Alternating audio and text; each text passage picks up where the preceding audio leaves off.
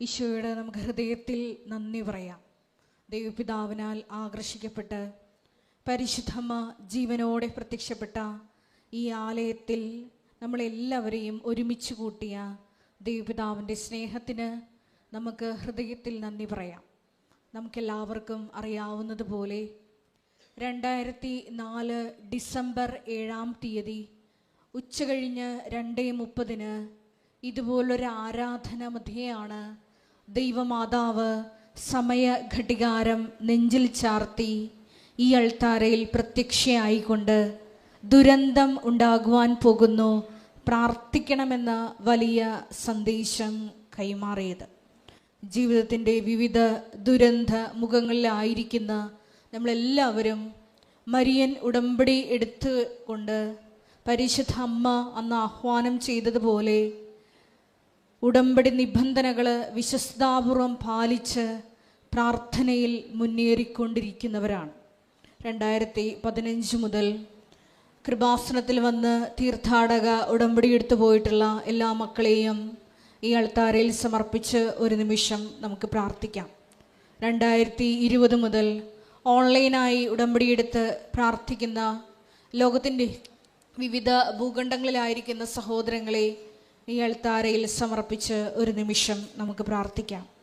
എല്ലാവരെയും പരിശുദ്ധ അമ്മയുടെ പ്രത്യക്ഷീകരണത്തിൻ്റെ സ്ഥിരം സാക്ഷികളാക്കി സാക്ഷ്യമാക്കി ഉയർത്തണമേ എന്ന് നമുക്ക് ഒരു നിമിഷം പ്രാർത്ഥിക്കാം.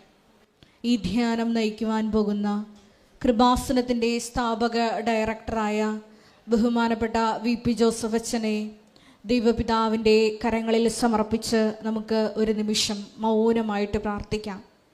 ഈ ധ്യാനത്തിൻ്റെ ആദ്യ അവസാനം അച്ഛൻ്റെ അധരങ്ങളിലൂടെ പ്രദാനം ചെയ്യപ്പെടുന്ന ഓരോ വാക്കുകളിലൂടെയും വചനങ്ങളിലൂടെയും ഈശോയെ ഞങ്ങളുടെ ആന്തരിക മനുഷ്യനെ ശക്തിപ്പെടുത്തുവാനും പഴയ മനുഷ്യനെ അതിൻ്റെ ചെയ്തികളോടുകൂടി നിഷ്കാസനം ചെയ്യുവാനുമുള്ള വലിയ കൃപയ്ക്ക് വേണ്ടി ഞങ്ങൾ ഒരു നിമിഷം പ്രാർത്ഥിക്കുന്നു. ഒപ്പം തന്നെ ഈ ധ്യാനത്തിൻ്റെ എല്ലാ ഭൗതിക സാഹചര്യങ്ങളെയും അൾത്താരയിൽ സമർപ്പിച്ച് പ്രാർത്ഥിക്കുന്നു. ഷെക്കീന ടെലിവിഷനിലൂടെയും കൃപാസനത്തിൻ്റെ സോഷ്യൽ മീഡിയ പ്ലാറ്റ്ഫോമുകളുടെയെല്ലാം വിവിധങ്ങളായ സമയങ്ങളിൽ ഈ ശുശ്രൂഷയിൽ പങ്കെടുത്ത് പ്രാർത്ഥിക്കുവാൻ പോകുന്ന മുഴുവൻ ദൈവമക്കളുടെയും നിയോഗങ്ങളെ ഈ അൾത്താരയിൽ സമർപ്പിച്ചുകൊണ്ട് ദിവ്യകാരുണ്യനാഥനെ ഈ അൾത്താരയിലേക്ക് വരവേറ്റുകൊണ്ട് നമുക്ക് ഇരുകരങ്ങളെയും ഉയർത്തി ശക്തമായി സ്തുതിക്കാം. ഹല്ലേലൂയ, ഹല്ലേലൂയ, മഹത്വം, മഹത്വം, ആരാധന, ആരാധന. പരിശുദ്ധമേ ദൈവമാതാവേ, ഈശോയെ, അങ്ങയുടെ ആലയത്തില് അങ്ങയുടെ ശക്തി ഈ സമയം ദൈവമാതാവിന്റെ പ്രത്യേക മധ്യസ്ഥയാൽ പ്രകടമാക്കണമേ എന്ന് പ്രാർത്ഥിക്കുന്നു. ഞങ്ങളുടെ എല്ലാ ജീവിത വിഷയങ്ങളിലേക്കും പരിശുദ്ധ അമ്മയുടെ പ്രത്യേക ഇടപെടൽ വഴി സമയബന്ധിതമായി സാക്ഷികളാക്കി ഞങ്ങളെ ഉയർത്തണമേ എന്ന് പ്രാർത്ഥിക്കുന്നു. ഹല്ലേലൂയ, ഹല്ലേലൂയ, ഹല്ലേലൂയ, മഹത്വം, മഹത്വം, ആരാധന, ആരാധന. ഹല്ലേലൂയ, ഹല്ലേലൂയ, ഈശ്വരാധന. ഹല്ലേലൂയ. ദിവ്യകാരുണ്യത്തിന് നേരവും ആരാധനയും സ്തുതിയും പുകഴ്ചയും ഉണ്ടായിരിക്കട്ടെ. പരിശുദ്ധ പരമദിവ്യകാരുണ്യത്തിന് നേരവും ആരാധനയും സ്തുതിയും പുകഴ്ചയും ഉണ്ടായിരിക്കട്ടെ. പരിശുദ്ധ പരമദിവ്യകാരുണ്യത്തിന് നേരവും ആരാധനയും സ്തുതിയും പുകഴ്ചയും ഉണ്ടായിരിക്കട്ടെ. പരിശുദ്ധ പരമദിവ്യകാരുണ്യത്തിന് നേരവും ആരാധനയും സ്തുതിയും പുകഴ്ചയും ഉണ്ടായിരിക്കട്ടെ.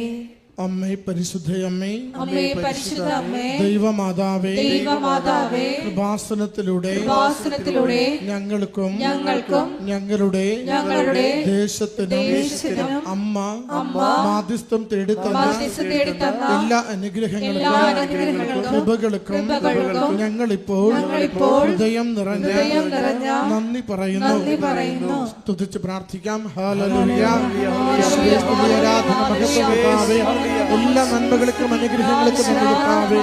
ജീവിതത്തെ സംരക്ഷിക്കുന്നതിന് നന്ദി കർത്താവേ. രോഗങ്ങൾക്ക് സൗഖ്യം നൽകുന്നതിന് നന്ദി കർത്താവേ. ജീവിത പ്രശ്നങ്ങൾ പരിഹരിക്കുന്നതിന് നന്ദി കർത്താവേ. ഹല്ലേലൂയ, സ്തുതി, ആരാധന, മഹത്വം കർത്താവേ, ആരാധന, ആരാധന. പരിശുദ്ധ പരമദിവ്യകാരുണ്യത്തിന് ആരാധനയും സ്തുതിയും പുകഴ്ചയും ഉണ്ടായിരിക്കട്ടെ. പരിശുദ്ധ പരമദിവ്യകാരുണ്യത്തിന് ആരാധനയും സ്തുതിയും പുകഴ്ചയും ഉണ്ടായിരിക്കട്ടെ. പരിശുദ്ധ പരമദിവ്യകാരുണ്യത്തിന് ആരാധനയും സ്തുതിയും പുകഴ്ചയും ഉണ്ടായിരിക്കട്ടെ. അമ്മേ പരിശുദ്ധയമ്മേ, അമ്മേ പരിശുദ്ധ അമ്മേ, ദൈവമാതാവേ, ദൈവമാതാവേ, 2004 ഡിസംബർ 7-ാം തീയതി ഉച്ച കഴിഞ്ഞ് 2:30 കൃപാസനത്തിൽ സംഭവിച്ച അമ്മയുടെ പ്രത്യക്ഷപ്പെടലിനെ കുറിച്ച് തിരുസഭയ്ക്ക് സമർപ്പിച്ചിരിക്കുന്ന പഠനരേഖകളുടെ വസ്തുനിഷ്ഠവും ദൈവശാസ്ത്ര പ്രകാരമുള്ളതുമായ അന്വേഷണ പഠനങ്ങൾ നടത്തി ആ പ്രത്യക്ഷപ്പെടലിലൂടെ പ്രകടമായ ദൈവമാതാവിന്റെ പ്രത്യേക കരുതലും സംരക്ഷണവും വെളിപ്പെടുത്തുന്ന പീഡിതരുടെ ആശ്വാസവും പ്രവാചകന്മാരുടെ രാജ്ഞിയും വാഗ്ദാനത്തിന്റെ പേടകവും പ്രപഞ്ച പ്രകൃതിയുടെ മാതാവുമായ പരിശുദ്ധമ്മയുടെ ഭക്തി തിരുസഭയിൽ കൂടുതൽ പ്രചരിച്ച് ജീവിതത്തിന്റെ ദുരിത ദുരന്ത അവസ്ഥകളിൽ അകപ്പെട്ട് കഴിയുന്ന അനേകായിരം മക്കൾക്ക് ദൈവത്തിന്റെ സാന്നിധ്യവും കൂടുതൽ അനുഭവിക്കുക വഴി ആത്മീയ വിശുദ്ധിയും ദൈവശക്തിയും കൈവരിക്കുവാൻ ഞങ്ങളുടെ കുടുംബങ്ങളെ ഇടയാക്കണമേ. നമുക്ക് ഒരുമിച്ച് സ്തുതിച്ച് പ്രാർത്ഥിക്കാം. ഹല്ലേലൂയ. യേശുവേ സ്തുതി, ആരാധന, മഹത്വം കർത്താവേ. യേശുവേ ആരാധന അനുഗ്രഹിക്കണമേ കർത്താവേ. അച്ഛന്റെ വചനത്തിലൂടെ ഞങ്ങളെ സൗഖ്യപ്പെടുത്തണമേ കർത്താവേ. അച്ഛന്റെ ദർശനത്തിലൂടെ ജീവിതത്തെ സഹായിക്കണമേ കർത്താവേ. എല്ലാ ക്ലേശാനുഭവങ്ങളും മോചിപ്പിക്കണമേ കർത്താവേ. പരിശുദ്ധ പരമദിവ്യകാരുണ്യത്തിന് നേരവും ആരാധനയും സ്തുതിയും പുകഴ്ചയും ഉണ്ടായിരിക്കട്ടെ. പരിശുദ്ധ പരമദിവ്യകാരുണ്യത്തിന് നേരവും ആരാധനയും സ്തുതിയും പുകഴ്ചയും ഉണ്ടായിരിക്കട്ടെ. പരിശുദ്ധ പരമദിവ്യകാരുണ്യത്തിന് നേരവും ആരാധനയും സ്തുതിയും പുകഴ്ചയും ഉണ്ടായിരിക്കട്ടെ. അമ്മേ പരിശുദ്ധയമ്മേ, അമ്മേ പരിശുദ്ധ അമ്മേ, ഭൂസ്വർലോകങ്ങളുടെ രാജ്ഞിയായ അങ്ങേക്ക് ഭൗമസംരക്ഷണത്തിനായി പ്രപഞ്ച പ്രകൃതിയെ തന്നെ തിരുസഭ പ്രതിഷ്ഠിക്കുവാൻ ഈ പ്രത്യക്ഷീകരണം വഴി ഇടയാക്കണമേ. പരിശുദ്ധയമ്മേ, ജപമാല മാതാവേ, സകല കൃപാസന പ്രാർത്ഥനകളോടും ചേർത്ത് ഞങ്ങളിപ്പോൾ പ്രാർത്ഥിക്കുന്ന ഈ സമൂഹത്തിന്റെ പ്രത്യേക നിയോഗങ്ങളും നമ്മുടെ എല്ലാ അപേക്ഷകളെയും ആവശ്യങ്ങളെയും കൃപാസന മാതാവിന്റെ തിരുനടയിൽ തിരുസംരക്ഷണയിൽ ഈശോയ്ക്ക് സമർപ്പിക്കാം.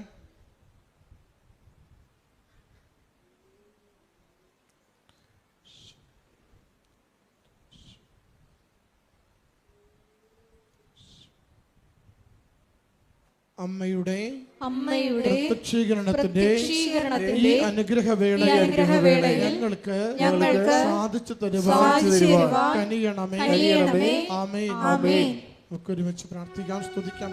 ആരാധന മഹത്വകർത്താവേ, ആരാധന അനുഗ്രഹിക്കണമേ കർത്താവേ. കൃപകളാൽ നിറയ്ക്കണമേ കർത്താവേ. സൗഖ്യം നൽകി അനുഗ്രഹിക്കണമേ കർത്താവേ. പ്രശ്നങ്ങളെ പരിഹരിക്കണമേ കർത്താവേ. ഹല്ലേലൂയ. സ്തുതി കർത്താവേ. ആരാധന മഹത്വം, ആരാധന സ്തുതി കർത്താവേ.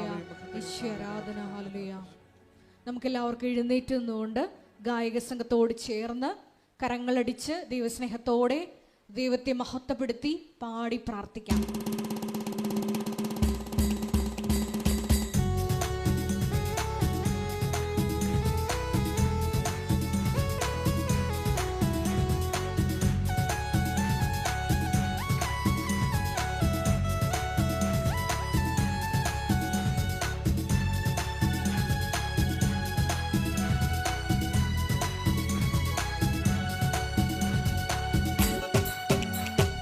ഇത്രത്തോളം ജയം തന്ന ദൈവത്തിനു സ്തോത്രം, ഇതുവരെ കരുതി രക്ഷകന് സ്തോത്രം.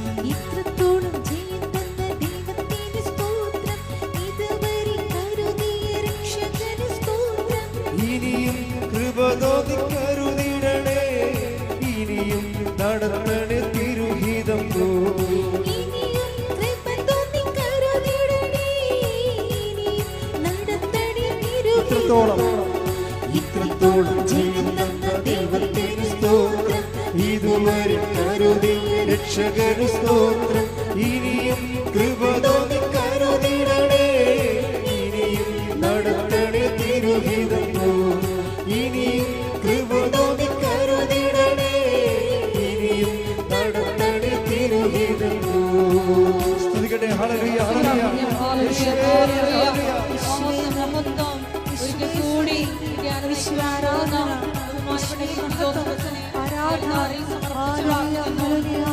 ഞങ്ങൾക്ക് ആവശ്യമായിട്ടുള്ള വചനം നൽകണമേ എന്ന് പ്രാർത്ഥിക്കുന്നു. വചനം കേൾക്കുമ്പോൾ അത് ഹൃദയത്തിൽ സ്വീകരിച്ച് പുറപ്പെടുവിക്കുവാൻ ഞങ്ങളെ അഭിഷേകം ചെയ്യണമേ എന്ന് പ്രാർത്ഥിക്കുന്നു. വചനം കേൾക്കുവാൻ ഞങ്ങളുടെ ആന്തരിക കർത്തവ്യം ഞങ്ങളെ അഭിഷേകം ചെയ്യണമേ എന്ന് പ്രാർത്ഥിക്കുന്നു. ഹല്ലേലൂയ, ഹല്ലേലൂയ,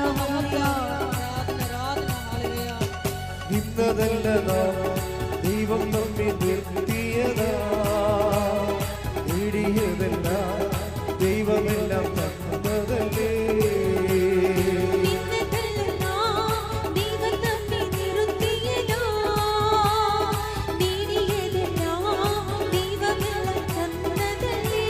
ഉറക്കെ ചേർന്ന് പാടാം. ഇന്നതല്ല നാം ദൈവം നമ്മെ നിർത്തിയതാ, നേടിയതെല്ലാം ദൈവമെല്ലാം തന്നതല്ലേ. നടത്തിയ വിധങ്ങളെ ഓർത്തിടുമ്പോൾ നന്ദിയോടെ നാഥന് സ്തുതി പാടിടാം. നടത്തിയ വിധങ്ങളെ ഓർത്തിടുമ്പോൾ നന്ദിയോടെ നാഥന് സ്തുതി. കൈകൾ ഉയർത്തി. ഇത്രത്തോളം ജയം തന്ന ദൈവത്തിന് സ്തോത്രം, ഇതുവരെ കരുതി രക്ഷകന് സ്തോത്രം. ഇത്രത്തോളം ജയം തന്ന ദൈവത്തിന് സ്തോത്രം, ഇതുവരെ കരുതി രക്ഷകന് സ്തോത്രം. ഇനിയും കൃപ തോന്നി കരുതിടണേ, ഇനിയും നടത്തണേ തിരുഹിതം പോൽ. ഇനിയും കൃപ തോന്നി കരുതിടണേ, ഇനിയും നടത്തണേ തിരുഹിതം. സ്തുതിക്കാം. ഹല്ലേലൂയ, ഹല്ലേലൂയ, ഹല്ലേലൂയ. യേശുവേ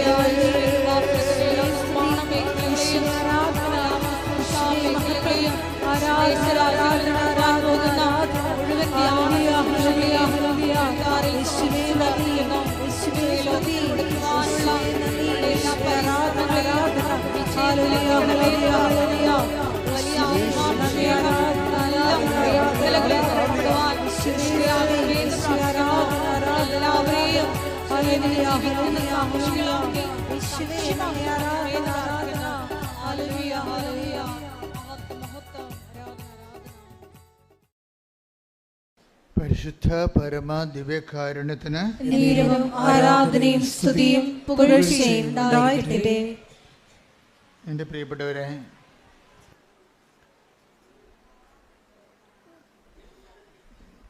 ഈ കാലഘട്ടത്തിലെ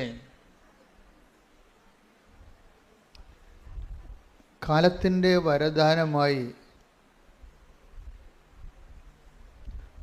ദൈവം ഈ തലമുറയ്ക്ക് നൽകിയ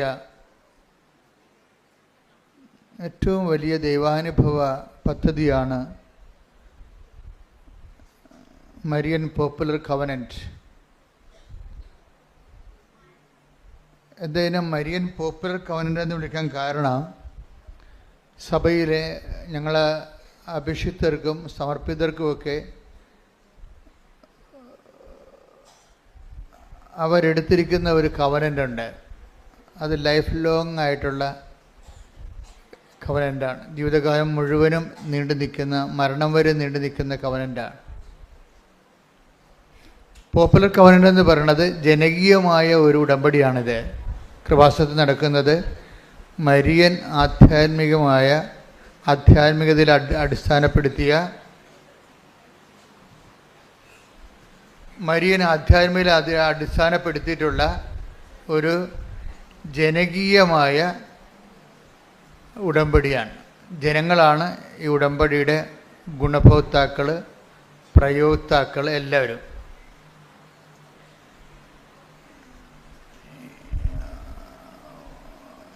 ഇതൊരു ഉടമ്പടി ഒരു താൽക്കാലികമായ ഒരു ചെറിയൊരു കാലഘട്ടം, 90 ദിവസം അങ്ങനെ ഒരു ഷോർട്ട് ടൈമാണ് ഉടമ്പടിയുടെ കാലദൈർഘ്യമെന്ന് നമുക്ക് പൊതുവെ പറയാമെങ്കിലും that is not actually it is not practical. പൊതുവെ പറയാം ഇത് 90 ദിവസത്തെ വിഷയമാണെന്ന് പറയാമെങ്കിലും നമുക്കറിയാം ഇതിൻ്റെ എല്ലാ കവനൻറ്റുകളും ഇപ്പം നിങ്ങളുടെ വിവാഹം, ക്രൈസ്തവ വിവാഹം ഒരു കവനൻ്റാണ്. പക്ഷേ ഭർത്താവ് മരിച്ചു കഴിയുമ്പോഴോ ഭാര്യ മരിച്ചു കഴിയുമ്പോഴോ ആ കവനൻ്റ് ഡിസോൾവ് ആയി പോകും.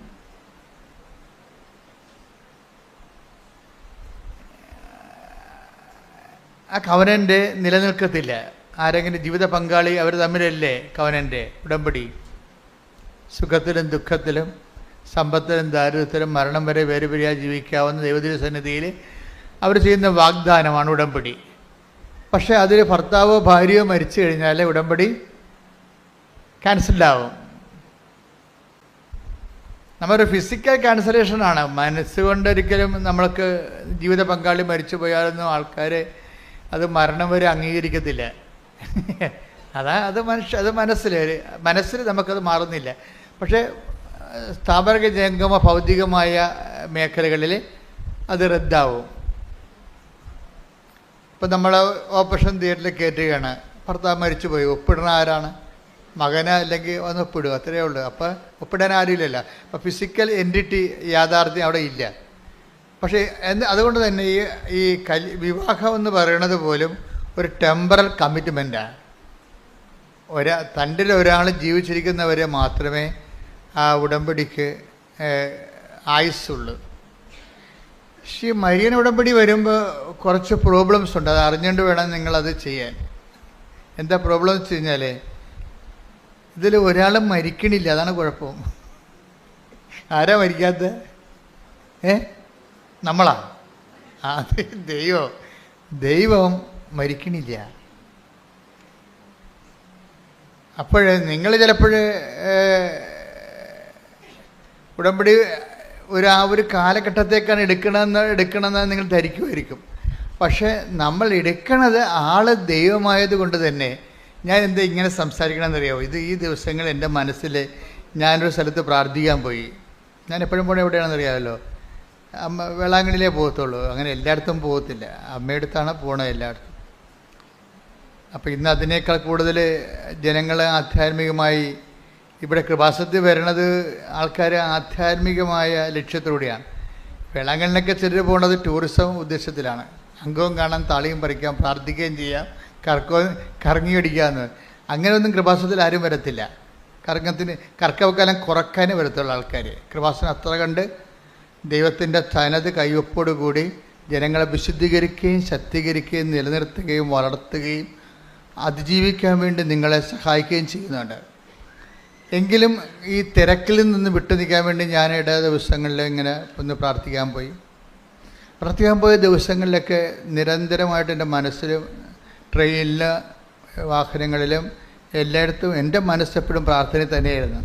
അപ്പോഴൊക്കെ അമ്മ പറഞ്ഞുകൊണ്ടിരുന്നത് ഈ ആൾക്കാരോട് നീ 90 ദിവസം എന്ന് പറയണത് 90 ദിവസത്തിൽ കൂടുതൽ എടുക്കാൻ കപ്പാസിറ്റി ഉള്ളവരുണ്ട്, അതാണ് പ്രശ്നം. അതെനിക്ക് ഭയങ്കര ഇഷ്ടപ്പെട്ടു. അമ്മ പറഞ്ഞത് ഈ ആൾക്കാരോട് നീ 90 ദിവസം എന്ന് പറയുന്നുണ്ട്, അതിൽ ഏറ്റവും ലീസ്റ്റായിട്ടുള്ള ആൾക്കാരുണ്ട്. ആദ്യകാലങ്ങളിലൊക്കെ ഇങ്ങനെ ആധ്യാത്മികതയിൽ നിലനിൽക്കാൻ കഴിവില്ലാത്ത ബലഹീനമായിട്ട് ആൾക്കാരുണ്ട്. ചില ആൾക്കാർ നല്ല ശക്തന്മാരാണ്. അവർക്ക് 90 അല്ല, ഒരു 90 ആണ്ട് പറഞ്ഞാലും അവരതിൻ്റെ നിലനിൽക്കും. അവരെ നീ ഷോർട്ട് ടൈം ചെയ്യരുത്. അവർക്ക് നൽകിയിട്ടുള്ള ദൈവിക കൃപ 90 ദിവസത്തേക്ക് നീ നിലനിർത്തരുത്. അവർക്ക് ലെറ്റ് ദം ഡു ഇറ്റ്. അവരാ കൃപയിൽ നിലനിൽക്കട്ടെ എന്നൊരു ആശയമാണ് അമ്മ പറയണത് പുതുതായിട്ട്. അതായത് നിങ്ങൾക്ക് ഇപ്പോൾ ചിലപ്പോൾ തിരിയുണ്ടാകത്തില്ല, കയ്യിൽ തിരിയുണ്ടാകത്തില്ല, ചില ഉപ്പുണ്ടാകത്തില്ല എന്ന് പറഞ്ഞിട്ട് ഉടമ്പടി എങ്ങനെയാണ് പോണത്? ഇല്ലേ? നിങ്ങളുടെ തിരി ചിലപ്പോൾ എരിഞ്ഞ് തീരും, നിങ്ങളുടെ വ്യഞ്ചരിച്ച ഉപ്പുകൾ ഉപയോഗിച്ച് തീരും. പക്ഷേ നിങ്ങൾ ചെയ്ത ആൾ ജീവിച്ചിരിക്കുന്നു, അല്ലേ? അപ്പോഴേ ഉടമ്പടി നിലനിൽക്കുകയാണ് ചെയ്യണത്. അത് ഈ അരൂപിയിലാണ് നിലനിൽക്കണം, ഇൻ സ്പിരിറ്റാണ് നിലനിൽക്കുന്നത്. നമ്മൾക്ക് ആ ഒരു ഉടമ്പടി ബോധം, ഉടമ്പടി എന്ന് പറയുന്നത് ഒരു ലൈഫ് ആൻഡ് കോൺഷ്യസ് ആണ്. ഉടമ്പടി എന്ന് പറഞ്ഞ ഒരു ജീവിതമാണ്, ജീവിത രീതിയുമാണ്. അതേസമയം തന്നെ ഒരു ബോധം കൂടിയാണ്. ഞാൻ എന്താണ്, എല്ലാവരും പറയത്തില്ല ഞാൻ ഉടമ്പടിയിലാണ് എന്നാണ് ആൾക്കാർ പറയണത്. സാക്ഷ്യം പറയുമ്പോൾ നമ്മൾ ശ്രദ്ധിക്കാം. ആൾക്കാർ എന്ത് മുമ്പത്തെപ്പോലൊന്നുമല്ല. അതായത് ആൾക്കാർ വളരെ അളന്നും തൂക്കിയുമാണ് ഇപ്പം സാക്ഷിയൊക്കെ പറയണത്. വെച്ച് കഴിഞ്ഞാൽ എന്താ പറയണതെന്ന് വെച്ച് കഴിഞ്ഞാൽ അവർ പറയും ഞാൻ ഉടമ്പടിയിലാണെന്നാണ് പറയണത്. ഞാൻ ഉടമ്പടിയിലാണ്. ആരുമായിട്ട്? ദൈവവുമായിട്ട് ഉടമ്പടിയിലാണെന്ന് പറയുമ്പോൾ അതായത് നമ്മുടെ ജീവിതത്തിൽ ഇനി ഇതിനേക്കാൾ വലിയൊരു ആളുമായിട്ട് നമുക്ക് ഉടമ്പടി ചെയ്യാനില്ല. അതാണ് എൻ്റെ വിഷയം. ദൈവമായിട്ട്. അപ്പോൾ നമ്മളതിൽ ഭയങ്കര ഹാപ്പി ആകണം. നമുക്ക് വലിയ മുതൽ മുടക്ക് ഒന്നും ഇല്ല ഇതിൻ്റെ അകത്ത്. എന്താണ്? ബുധനാഴ്ച ഒന്ന് ഉപവസിക്കണം, ആൾക്കാരോടൊക്കെ ഒന്ന് മര്യാദയ്ക്ക് സ്നേഹത്തോടെ സൗമ്യമായിട്ടൊക്കെ ഒന്ന് പെരുമാറണം, മറ്റുള്ളവർക്കൊക്കെ പറ്റുന്ന സഹായമൊക്കെ ചെയ്യണം, സുവിശേഷം എത്തിക്കാൻ പറ്റുന്ന സ്ഥലത്തെല്ലാം എത്തിക്കണം. അപ്പം അങ്ങനെയുള്ള വളരെ മിനിമം പരിപാടിയേ ഉള്ളൂ. പക്ഷേ സുവിശേഷം എത്തിക്കുക എന്ന് വെച്ച് കഴിഞ്ഞാൽ ഇതിലിത്തിരി പാടുള്ള കാര്യമാണ്. ഞാൻ നോക്കിയിട്ട് ഇതിനകത്ത് ആകെപ്പാടെ പാടുള്ള കാര്യം സുവിശേഷം എത്തിക്കുന്നതാണ്. ഏറ്റവും പാടുള്ള കാര്യം. അതായത് പാടുള്ളതെന്ന് വെച്ച് കഴിഞ്ഞാൽ അത് ബ്ലെസ്സിങ്സിൻ്റെ പെർസ്പെക്റ്റീവിൽ അത് വരാത്തത് കൊണ്ടാണ് അങ്ങനെ വരുന്നത്. ഒരു കേവലം അനുഗ്രഹം കിട്ടിയത് കൊണ്ട് മാത്രം. ഇപ്പം നിങ്ങളുടെ വീട് വിൽക്കാം, വീട് വാങ്ങിക്കാം, നിങ്ങൾക്ക് സ്ഥലം വിൽക്കാം, സ്ഥലം വാങ്ങിക്കാം, മക്കളെ കല്യാണം കഴിപ്പിക്കാം. 25 കൊല്ലമായ മക്കൾക്ക് വരെ ദമ്പതികൾക്ക് വരെ മക്കളില്ലാത്തവരെ ഉടമ്പടിയിലൂടെ ഒരു സുപ്രഭാതത്തിൽ പെട്ടെന്ന് അവർക്ക് മക്കളെ കിട്ടിയിട്ടുണ്ട്. അങ്ങനെയും കിട്ടാം. ആഫ്റ്റർ ഓൾ ഇതിങ്ങനെയൊക്കെ കിട്ടുമ്പോഴും അതെല്ലാം ബ്ലെസ്സിങ്സാണ്. അതുകൊണ്ട് സുവിശേഷ വേലയുടെ അനുഗ്രഹം ബ്ലെസ്സിങ്സ് ആകത്തില്ല. അച്ഛൻ പറഞ്ഞ മനസ്സിലായ? അതായത് ഏറ്റവും വലിയ ഇപ്പം നിങ്ങൾക്ക് 25 കൊല്ലമായിട്ടേക്ക് മക്കളില്ല, 25ാമത്തെ കൊല്ലം മക്കളെ കിട്ടി, 24ാമത്തെ കൊല്ലം മക്കളെ കിട്ടി, 23ാമത്തെ കൊല്ലം മക്കളെ കിട്ടി. അങ്ങനെ ഉടമ്പടിയിൽ സമൃദ്ധമായ സാക്ഷ്യങ്ങളാണ്. പക്ഷേ ഇതിനേക്കാൾ വലുതാണ് സുവിശേഷം കൈമാറ്റത്തിൻ്റെ സാക്ഷ്യം.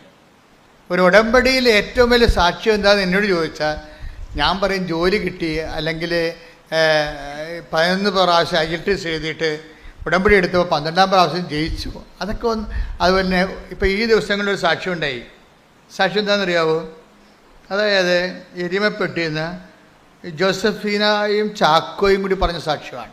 തൃശ്ശൂർ എരിമപ്പെട്ടിയിൽ നിന്ന് ജോസഫീനയും ഈ ആഴ്ചത്തെ ഏറ്റവും നല്ല സാക്ഷ്യം. ഞാൻ കഴിഞ്ഞ ആഴ്ചയിലെ നമ്മുടെ അലക്സച്ചനോട് ഞാൻ പറയുമായിരുന്നു, അച്ഛാ ഈ ആൾക്കാർ പറയണ സാക്ഷ്യമൊന്നും സാക്ഷ്യമല്ല. ഞങ്ങൾ ഊണ് കഴിക്കാതിരിക്കുമ്പോഴൊക്കെ പറയണ എല്ലാം ഉടമ്പടിക്കാരുമായിരിക്കും. മറ്റു കാര്യങ്ങൾ അങ്ങനെ കുറച്ചേ പറയാറുള്ളൂ. അപ്പം ഞാൻ അലക്സച്ചനോട് പറഞ്ഞു, അച്ഛാ ഈ ആൾക്കാരിപ്പോൾ പറയണ സാക്ഷ്യങ്ങളൊന്നും അതൊക്കെ ഉടമ്പടി സാക്ഷ്യമാണ്, പക്ഷെ പ്രത്യക്ഷീകരണ സാക്ഷ്യമല്ലെന്ന് പറയും. ഉടമ്പടി സാക്ഷ്യമാണ്, പക്ഷേ പ്രത്യക്ഷീകരണ സാക്ഷ്യമല്ല. കാര്യം പലതരം സാക്ഷ്യങ്ങൾ ഇവിടെ നടക്കുന്നത്.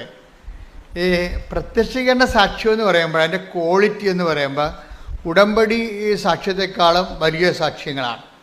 എന്താ കാര്യം? ഞാൻ അച്ഛനോട് പറഞ്ഞത്, അമ്മയോട് പറയുന്നുണ്ട് മരിച്ച ആൾ ഉയർത്തി നിൽക്കുമെന്ന് പറയുന്നുണ്ടെന്ന് പറയും. ഞാൻ അങ്ങനെ അച്ഛനോട് പറഞ്ഞത്, മരിച്ച ആൾ, മരിച്ചു കിടക്കുന്ന ആൾ ഉയർത്തെന്ന് പറയണത് അനുസരിക്കുക. നമ്മൾ പറയുന്ന അനുസരിക്കണമെന്ന് ദൈവത്തിന് പ്രശ്നങ്ങളൊന്നും ഉണ്ടായിട്ടല്ല. പക്ഷെ അതിൻ്റെ കീഴ്വഴക്കം, ഉടമ്പടിക്കൊരു കീഴ്വഴക്കം ഉണ്ടല്ലോ. അതെന്താണ്? ആദ്യം നമ്മൾ ദൈവം പറഞ്ഞതുപോലെ ആദ്യം ചെയ്യണം. ഓരോ കാര്യം ചെയ്തിട്ട് ഞാൻ അത് ചെയ്തില്ല, എനിക്ക് ആ അനുഗ്രഹം കിട്ടിയില്ലല്ല, ഞാൻ അത് ചെയ്തില്ല, വസ്തുവിദ്യയില്ലല്ലോ, ഞാൻ ഇത് ചെയ്തില്ല, എന്നിട്ട് എനിക്ക് മാർക്ക് കൂടിയില്ലല്ലോ, അങ്ങനെ ഓരോ കാര്യത്തിനും ദൈവത്തോട് നീ തർക്കിക്കാൻ പോകരുത്. ഉടമ്പടിയിൽ വളരെ മാനുഷികമായിട്ട് ആ ഉടമ്പടിയെ മനുഷ്യൻ്റെ ചാബല്യങ്ങളോട്, ഒത്തിരി ചാബല്യമുള്ള ആൾക്കാർ ഉടമ്പടി എടുത്തിട്ടുണ്ടേ. അവരാണ് ഈ ഉടമ്പടി പിന്നോട്ട് വലിക്കണതിൻ്റെ കാരണം. ഒത്തിരി ചാബല്യമുള്ള ആൾക്കാർ, അവർ ജീവിതം മുഴുവൻ തന്നെ ചാബല്യമാണ്. അത് അവർ ഉടമ്പടി എടുക്കുമ്പോൾ ആ ചാബല്യം ദൈവത്തോടും കാണിക്കും. ഓരോരോ കാര്യം ചെയ്തേച്ചും പറയും, ഞാൻ അത് അങ്ങനെ ചെയ്ത് പത്രം കൊണ്ട് അവിടെ കൊടുത്തു, എന്നിട്ടും എനിക്ക് PR ശരിയായില്ലെന്ന് പറയും. ചാബല്യമാണത്. നിങ്ങളെ ശരിക്കും പറഞ്ഞാൽ ദൈവമായിട്ടാണ് ഇടപെടുന്ന കാരണം ചെയ്യാനുള്ളതൊക്കെ ചെയ്യുക. എന്താ അതാണ് അത് വചനത്തിൻ്റെ ഒരു നിലപാടതാണ്. ചെയ്യാനുള്ള ചെയ്യുക, എന്നിട്ട് വാവ മിണ്ടാതിരിക്കുക. ദൈവം അതിൻ്റെ ഇരട്ടി ചെയ്തോളും. നീ ദൈവത്തിൻ്റെ കൂടെ കയ്യെ പിടിച്ചിട്ട് ആ ഈ എന്നും പറഞ്ഞ പിള്ളേരെ എടുത്തു തുടങ്ങിക്കത്തില്ലേ. ഇപ്പം നിങ്ങൾ ചില ആൾക്കാർ അങ്ങനെ ചെയ്യണത്, ദൈവത്തിൻ്റെ കയ്യേക്കാരി പിടിച്ചിട്ട് ഈ എന്നൊക്കെ പറഞ്ഞിട്ട് കുഞ്ഞുങ്ങളെ കൊണ്ട് എഴുതിക്കണ പോലെ ഞാൻ 10 കൊടുത്തു, അതുകൊണ്ട് അതിൻ്റെ അനുഗ്രഹം കണ്ട് വെക്ക്. ഞാൻ രോഗിയെ ആശുപത്രി പോയി കണ്ടു, അതുകൊണ്ട് എൻ്റെ രോഗം ഇത് മാറ്റിത്താ. ഇങ്ങനെ ഓരോ കാര്യത്തിന് ഇങ്ങനെ അങ്ങനെ ചെയ്യരുത്. എന്താ കാരണം? ചെയ്യാനുള്ളതൊക്കെ സന്തോഷത്തോടെ ചെയ്യണം. ആ take the word of God. നിങ്ങൾ ചെയ്യാനുള്ളതും ചെയ്തതിന് ശേഷം ഞങ്ങൾ പ്രയോജനരഹിതന്മാരായ ദാസന്മാരാണ്, കടമബദ്ധം നിർവഹിക്കുക മാത്രമേ ചെയ്തിട്ടുള്ളൂ. അതല്ല അതാ വിഷയം. ദൈവത്തിൻ്റെ നിലപാട് കണ്ട ലൂക്ക 17:10. ലൂക്ക 17:10 നോക്കിയേ. ഇതുപോലെ തന്നെ പറഞ്ഞേ, ഇതുപോലെ തന്നെ നിങ്ങളും കൽപ്പിക്കപ്പെട്ടവയെല്ലാം ചെയ്തതിന് ശേഷം കണ്ട കൽപ്പിക്കപ്പെട്ടവയെല്ലാം പറഞ്ഞേ, കൽപ്പിക്കപ്പെട്ടതെല്ലാം ചെയ്തതിന് ശേഷം ഞങ്ങൾ പ്രയോജനമില്ലാത്ത ദാസന്മാരാണ് കടമ നിർവഹിച്ചതേയുള്ളൂ എന്ന് പറയുവിൻ. ഇപ്പൊ ദൈവത്തിന്റെ വചനം നിർവഹിക്കണത് എന്താണ്? നമ്മുടെ കടമയാണത്. ഉടമ്പടി എന്താ ചെയ്യണത്? ഇപ്പൊ ചില കത്തോലിക്കരൊക്കെ വന്ന് ഉടമ്പടി എടുത്ത് ഒരു 3 മാസം കഴിയുമ്പോൾ അവർ പറയവേ, ഇത് പാടൊന്നുമില്ല അച്ഛാ, ഇത് ഉടമ്പടി എടുക്കാതെ തന്നെ നമ്മൾ ചെയ്യേണ്ട കാര്യങ്ങളാണെന്ന്. അത്രേ ഉള്ളു, കറക്റ്റാണത്. ഇത് പാടൊന്നുമില്ല അച്ഛാ, ഇത് ഉടമ്പടി എടുക്കാതെ തന്നെ നമ്മൾ ചെയ്യേണ്ട, രോഗികളെ പോയി കാണണ്ടല്ലേ അല്ലേ? പിന്നെ ഇതിൻ്റെ വരണത് രോഗികളെപ്പോയി നമ്മൾ കാണുന്നുണ്ട്. മിക്കവാറും അവർ നമ്മുടെ കൊച്ചാപ്പനെ, ഇളയമ്മ, അമ്മാവന, അങ്കിള ഒക്കെ ആയിരിക്കുന്നേ ഉള്ളൂ. രോഗികളെ നമ്മൾ കാണേണ്ടതാണ്, പക്ഷെ നമ്മൾ കാണാറുണ്ട്. അതെങ്ങനെയാണ്? കേവലമായ മനുഷ്യക്കാഴ്ചയാണ് കാണുന്നത്. എന്താണ് അത്? കാണുന്ന രോഗികൾ മിക്കവാറും നമ്മുടെ പരിചയക്കാരായിരിക്കും, അല്ലെ പാർട്ടിക്കാരായിരിക്കും. പക്ഷെ അപ്പം കർത്താവ് ചോദിക്കും, എന്താണ്? 5:46 ചോദിക്കും. Take the bed for 5:46. Mathai 5:46. നിങ്ങളെ സ്നേഹിക്കുന്നവരെ, നിങ്ങളുടെ ബന്ധുക്കളെ, നിങ്ങളെ സ്നേഹിക്കുന്നവരെ നിങ്ങൾ സ്നേഹിച്ചാൽ നിങ്ങൾക്ക് എന്ത് പ്രതിഫലമാണ് ലഭിക്കുക? ഈ ബന്ധുക്കളെ കാണാൻ തന്നെ ഒരു പ്രതിഫലം ഇല്ലെന്ന്. നിങ്ങളുടെ കൊച്ചാപ്പനെയൊക്കെ കാണാൻ തന്നിട്ടേ ഒരു പ്രതിഫലവും ഇല്ലെന്നാണ് പറയണത്. ആര്? ദൈവം തരുന്നില്ല, അവർ തരുമായിരിക്കും. അവരെഴുന്നേറ്റ് വരുമ്പോൾ ചിലപ്പോൾ വസ്തു എഴുതി തരുമായിരിക്കും. നിങ്ങൾക്ക് അതാണല്ലോ വേണ്ടത്. അതല്ലേ പ്രശ്നം. നിങ്ങൾ ഈ ബന്ധുക്കളൊക്കെ വലിയ ഇങ്ങനെ കുടുങ്ങി ഓടിപ്പോയി കാണുന്നത് എന്താണ്? അതിങ്ങനെ രക്ഷപ്പെട്ടു വന്നാൽ നമുക്ക് വല്ല തടയുമെന്നുള്ളതല്ലേ? അതൊക്കെ ദൈവത്തിന് അറിയാം. അതാണ് അവർ പറയണത്. ഒന്ന് വായിച്ച 5:46 മത്തായി. നിങ്ങളെ സ്നേഹിക്കുന്നവരെ നിങ്ങൾ സ്നേഹിച്ചാൽ നിങ്ങൾക്ക് എന്ത് പ്രതിഫലമാണ് ലഭിക്കുക? ഒരു പ്രതിഫലവും ലഭിക്കത്തില്ലെന്നാണ് ഈ പറയണത്. ഈശോ ഇങ്ങനെ നെഗറ്റീവ് പറയാൻ ഇഷ്ടമില്ലാത്ത ആളാണ്. അതുകൊണ്ട് ഇങ്ങനെ ചോദ്യം ചോദിച്ച് നമ്മളെ കുരുക്കി കളയുകയുള്ളൂ. നിങ്ങൾക്ക് ഒരു പട്ടിക്കാട്ടത്തിൻ്റെ വിലയും കിട്ടത്തില്ലെന്നാണ് ഈ പറയണത് പച്ച മലയാളത്തിൽ. എൻ്റെ ഭാഷയെ പറഞ്ഞാൽ എന്നുവെച്ചാൽ എന്താണ് പറയണത്? നിങ്ങൾക്ക് എന്ത് പ്രതിഫലമാണ് ലഭിക്കുക എന്നുവെച്ചാൽ സീറോ ബെനിഫിറ്റ്സ് എന്നാണ് പറയുന്നത്. Zero benefits. ഈ ബന്ധുക്കളെയും ചുവന്നുകൊണ്ട് നടന്നാൽ ദൈവത്തിൻ്റെ ഭാഗത്തുനിന്ന് സീറോ ബെനിഫിറ്റ്സ് എന്നാണ് പറയണത്. ഒന്നുമില്ല എന്നാണ് പറയണത്. പിന്നെ ചുങ്കക്കാർ പോലും അതെന്നുവെച്ചാൽ ദൈവത്തോട് യാതൊരു ബന്ധമില്ല നിൽക്കുന്ന ആൾക്കാർ ചുങ്കക്കാർ. എന്താ കാര്യം? റോമക്കാർ. മിക്കവാറും ചുങ്കക്കാർ, ഇസ്രായേലിലെ ചുങ്കക്കാരൊക്കെ റോമക്കാരായിരിക്കും. റോമക്കാരെന്നാ ചെയ്യണം? റോമക്കാരാണ് ഇവിടെ ഭരിക്കണത്. നമ്മളെ ഇംഗ്ലീഷുകാർ ഭരിച്ചില്ലേ, അവർ റോമക്കാരാണ് അന്ന് ഈ യെരുശലേം ഭരിച്ചത്. അപ്പോൾ റോമക്കാരെന്ത് ചെയ്യും? അവിടെ സീസറിന് 10 രൂപ കൊടുക്കണമെന്നുണ്ടെങ്കിൽ ഇടനിലക്കാരെല്ലാം കൂട്ടി ഗുണ്ടാപ്പിരിവും എല്ലാം കൂടി കഴിയുമ്പോൾ 100 രൂപ മേടിക്കും ആൾക്കടയ്ക്ക് എന്ന്. അവിടെ 10 രൂപയെ കൊടുക്കത്തുള്ളൂ, ബാക്കി 100 രൂപ കുറേ പൈസ ഇവരടിച്ചു മാറ്റും. അപ്പോൾ അതുകൊണ്ട് ഈ പുച്ഛമാണ് ചുങ്കക്കാര്. അപ്പം അവരങ്ങനെ എന്താ വെച്ചാൽ ഇവരുടെ ഗുണ്ടകളുണ്ട് കുറേ ആൾക്കാരിപ്പോൾ 10 രൂപ റോമിൽ കൊടുക്കണമെന്നുണ്ടെങ്കിൽ ഇവന്മാർ ആരെ പിടിക്കണം? അതിനകത്ത് ഇടനിലക്കാരുണ്ട് അല്ലേ? അതായത് അവിടെ ജില്ലാ പഞ്ചായത്തിൽ ആളുണ്ട്, ഡിസ്ട്രിക്റ്റിൽ ആളുണ്ട്, ഇതെല്ലാം കഴിഞ്ഞിട്ട് ഗവർണറുണ്ട്. അവർക്കെല്ലാം കിട്ടാവുന്നതെല്ലാം ഓഹരിയിൽ ഇവർ പിരിച്ചു കൊടുക്കണം. അപ്പോൾ ജനങ്ങൾ കൊടുക്കത്തില്ല. ജനങ്ങൾ കഷ്ടപ്പെട്ടൊക്കെ എന്തുമാത്രം ഇസ്രായേലിലാണെങ്കിൽ അന്നത്തെ കാലത്താണെങ്കിൽ ഒരു കാലാവസ്ഥ ഇല്ലാത്ത സമയമാണ്. കാലാവസ്ഥ അല്പം തെറ്റിയാൽ പണ്ടൊക്കെ ക്ഷാമം വരത്തില്ലേ? ക്ഷാമം വരണത് എന്തുകൊണ്ടാണ്? ചില കാലങ്ങളിൽ മഴ തെറ്റിപ്പെയ്യും. ഇപ്പോൾ ചിലർ പറയണം മാവ് പൂത്തില്ലെന്ന് പറയണം, ചിലർ പറയണ പൂത്തെന്ന് പറയണം. സോഷ്യൽ മീഡിയയിൽ പറയും മാവ് പൂത്തില്ല എന്ന് പറയണത്, പക്ഷേ ഞങ്ങളുടെ മാവ് പൂത്തെന്ന്. അത് നല്ല കാര്യം. നിങ്ങളുടെ മാവേ പൂത്തുള്ളൂ, നാട്ടിലൊന്നും മാവ് പൂത്തിട്ടില്ല. എന്താ കാര്യം? കാലാവസ്ഥ ഭേദം ഉണ്ടായി. അങ്ങനെ പണ്ടിതുപോലെ കാലാവസ്ഥ ഭേദം ഉണ്ടായാൽ ക്ഷാമം ഉണ്ടാവും. ഈ ക്ഷാമത്തിൻ്റെ ഇടയ്ക്കാണ് ഇവർ കൊണ്ടുവന്ന് 100 രൂപ ചോദിച്ചു കഴിഞ്ഞാൽ എങ്ങനെ ചെയ്യും? നമുക്ക് തന്നെ തിന്നാൻ കിട്ടണില്ല, പിന്നെ എങ്ങനെ മക്കളുടെ കൊടുക്കണത്? അപ്പോൾ പിന്നെ കൊടുക്കാതിരിക്കുമ്പോൾ ഗുണ്ടകൾ വന്ന് വീട് തല്ലി പൊളിക്കും. അതാണ് ചുങ്കക്കാരുടെ പരിപാടി. അതാ ഇപ്പം ചുങ്കക്കാരെ കാണുമ്പോൾ തന്നെ ഇവന്മാർ ഭയങ്കര ഗുണ്ടകളും ചൂഷകരുമായാണ്. ഇവരെ ജനത്തിന് വെറുപ്പാണ്. ജനത്തിന് വെറുപ്പാണ്. അതുകൊണ്ട് ജനത്തിൻ്റെ വെറുപ്പ് മാറ്റാനാണ് മത്തായി എന്ന ചുങ്കക്കാരനെ കർത്താവ് എടുത്തത്. ദൈവം ആരും വെറുക്കണില്ലെന്നുള്ളതിന് ഏറ്റവും വലിയ സൂചനയാണ്. നമ്മുടെ കയ്യിരിപ്പോൾ എന്ത് മോശമായാലും ദൈവത്തിന് നമ്മളെ വെറുക്കാൻ കഴിയത്തില്ല. അതാണ് ദൈവം ഒരു അമ്മയെക്കാൾ ഇത്തിരി കൂടുതലാണ് ശരിക്കും. ഇപ്പം ചില മക്കളെയൊക്കെ തൂക്കിക്കൊല്ലാൻ വേണ്ടി വിധിക്കുമ്പോൾ അമ്മയെ വിളിച്ച് പറയത്തില്ലേ, വല്ലതും നിനക്ക് അവസാനമായിട്ട് പറയാനുണ്ട്? മക്കളെക്കുറിച്ച് പത്രക്കാർ ചോദിക്കത്തില്ല.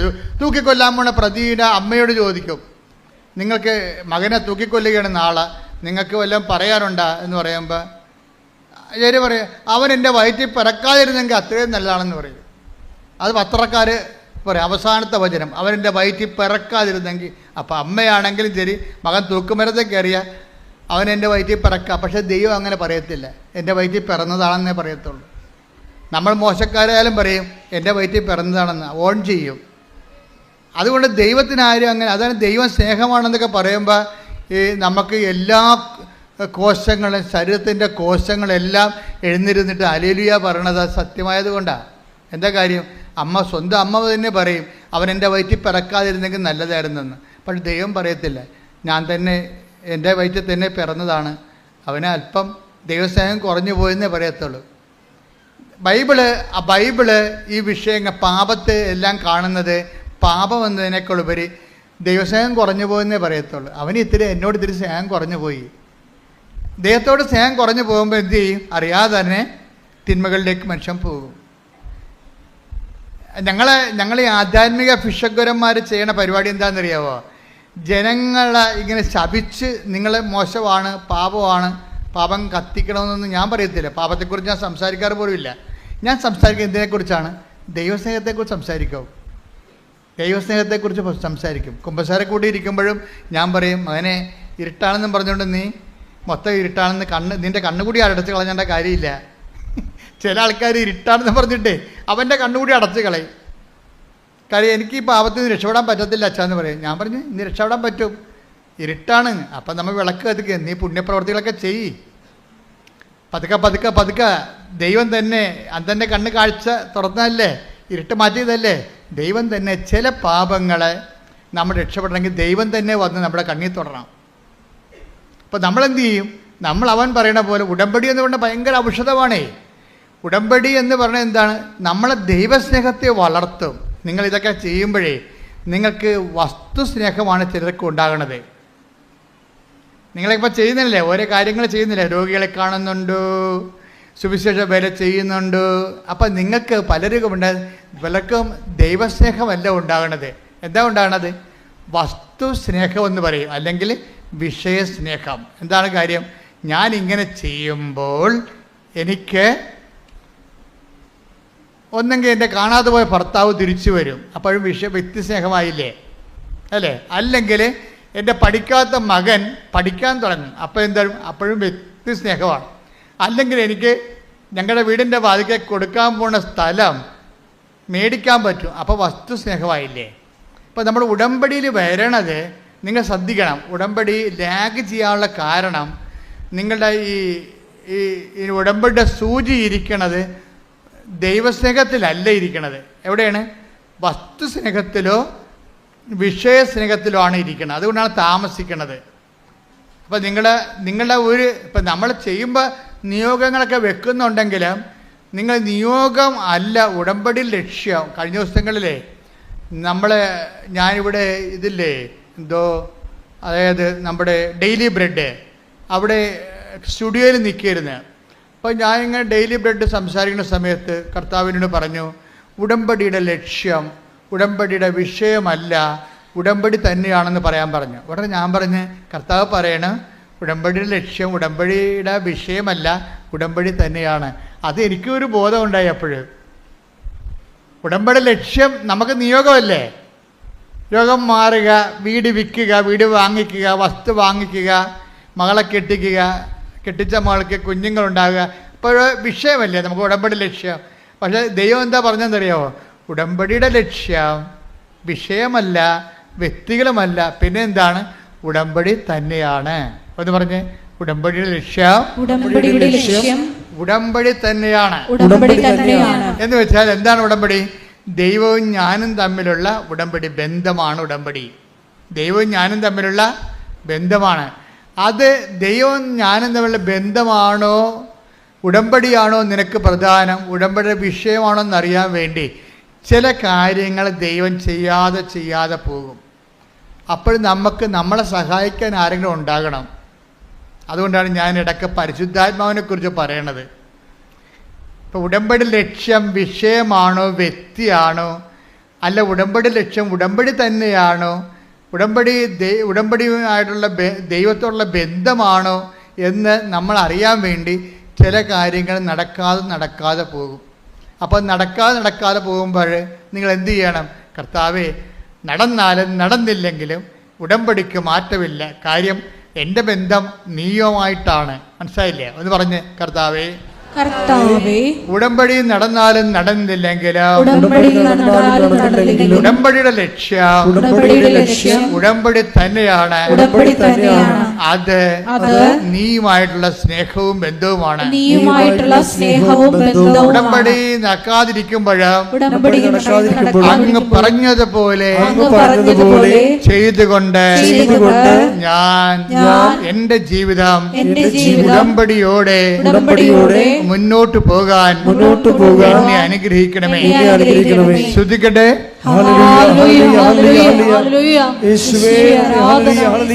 ഉടമ്പടിയിലെ വിഷയങ്ങൾ നിന്റെ ലക്ഷ്യം വെച്ച് മുന്നേറുവാൻ ഈ ആരാധനയിലൂടെ ഞങ്ങളെ അഭിഷേകം ചെയ്യണമേ. അതായത് ഉടമ്പടിയുടെ ലക്ഷ്യം ഉടമ്പടി തന്നെയാണ്. അല്ലെങ്കിൽ നമ്മൾ ആരുമായിട്ട് ഉടമ്പടി ചെയ്തിരിക്കുന്നുവോ ആ ദൈവം തന്നെയാണ് ഉടമ്പടി ലക്ഷ്യം. ബൈബിളെന്ന് പറയുന്നത് ഏത് തരത്തിലുള്ള മാനുഷികമായ ബലഹീനതയിൽ ഇരുട്ടിൽ കിടക്കുന്നവർക്കും ഒരു പ്രത്യാശയാണ്. ഏത് പാപാവസ്ഥയിൽ കിടക്കുന്നവനും ഒരു പ്രത്യാശ കൊടുക്കും. എന്താണ്? അന്ധകാരത്തിൽ കിടക്കുന്നവർ ഒരു പ്രകാശം കണ്ടു. Take the word of God. സ്തുതിക്കട്ടെ. ഹല്ലേലൂയ, ഹല്ലേലൂയ, ഹല്ലേലൂയ, ഹല്ലേലൂയ, ഹല്ലേലൂയ. യേശുവേ നന്ദി. ഹല്ലേലൂയ, ഹല്ലേലൂയ, ഹല്ലേലൂയ. യേശുവേ ആരാധന, ആരാധന. മത്തായി 4:16 ഭയങ്കരമായ ഒരു വചനമാണിത്. അതായത് മത്തായി 4:16. അന്ധകാരത്തിൽ സ്ഥിതി ചെയ്തിരുന്ന ജനങ്ങൾ പറഞ്ഞ അന്ധകാരത്തിൽ സ്ഥിതി ചെയ്തിരുന്ന ജനങ്ങൾ വലിയ പ്രകാശം കണ്ടു. മരണത്തിന്റെ മേഖലയിലും നിഴലിലും വസിച്ചിരുന്നവർക്കായി ഒരു ദീപ്തി ഉദയം ചെയ്തു. അതായത് മരണം എന്ന് പറഞ്ഞാൽ എന്താണ്? പാപം തന്നെയാണ്. പാപത്തിന്റെ ശമ്പളം മരണം. അതാണ് പാപത്തിന്റെ ശമ്പളം മരണം. സ്തുതിക്കട്ടെ. ഹല്ലേലൂയ, ഹല്ലേലൂയ, ഹല്ലേലൂയ. യേശുവേ ആരാധന, ആരാധന, ആരാധന. യേശുവേ മഹത്വം, മഹത്വം. ഹല്ലേലൂയ, ഹല്ലേലൂയ, ഹല്ലേലൂയ. റോമ 6:22. റോമ 6:22. പാപത്തിന്റെ വേതനം മരണമാണ്. പാപത്തിന്റെ ശമ്പളം പറഞ്ഞേ. പാപത്തിന്റെ ശമ്പളം മരണമാണ്. മരണമാണ്. റോമയുടെ കൂടെ പാപത്തിന്റെ ശമ്പളം മരണമാണ് എന്ന് പറയുന്ന വചനത്തിന്റെ കൂടെ വായിച്ചേ. മത്തായി 4:16. മത്തായി 4:16. അന്ധകാരത്തിൽ സ്ഥിതി ചെയ്തിരുന്ന ജനങ്ങൾ വലിയ പ്രകാശം കണ്ടു. അന്ധകാരത്തിൽ സ്ഥിതി ചെയ്തിരുന്ന ജനങ്ങൾ വലിയ പ്രകാശം കണ്ടു. മരണത്തിന്റെ മേഖലയിലും. മരണത്തിന്റെ മേഖല എന്ന് പറഞ്ഞാൽ എന്താണ്? അഗ്നിപർവ്വതത്തിന് താഴ്വരയെന്നല്ല എൻ്റെ അർത്ഥം.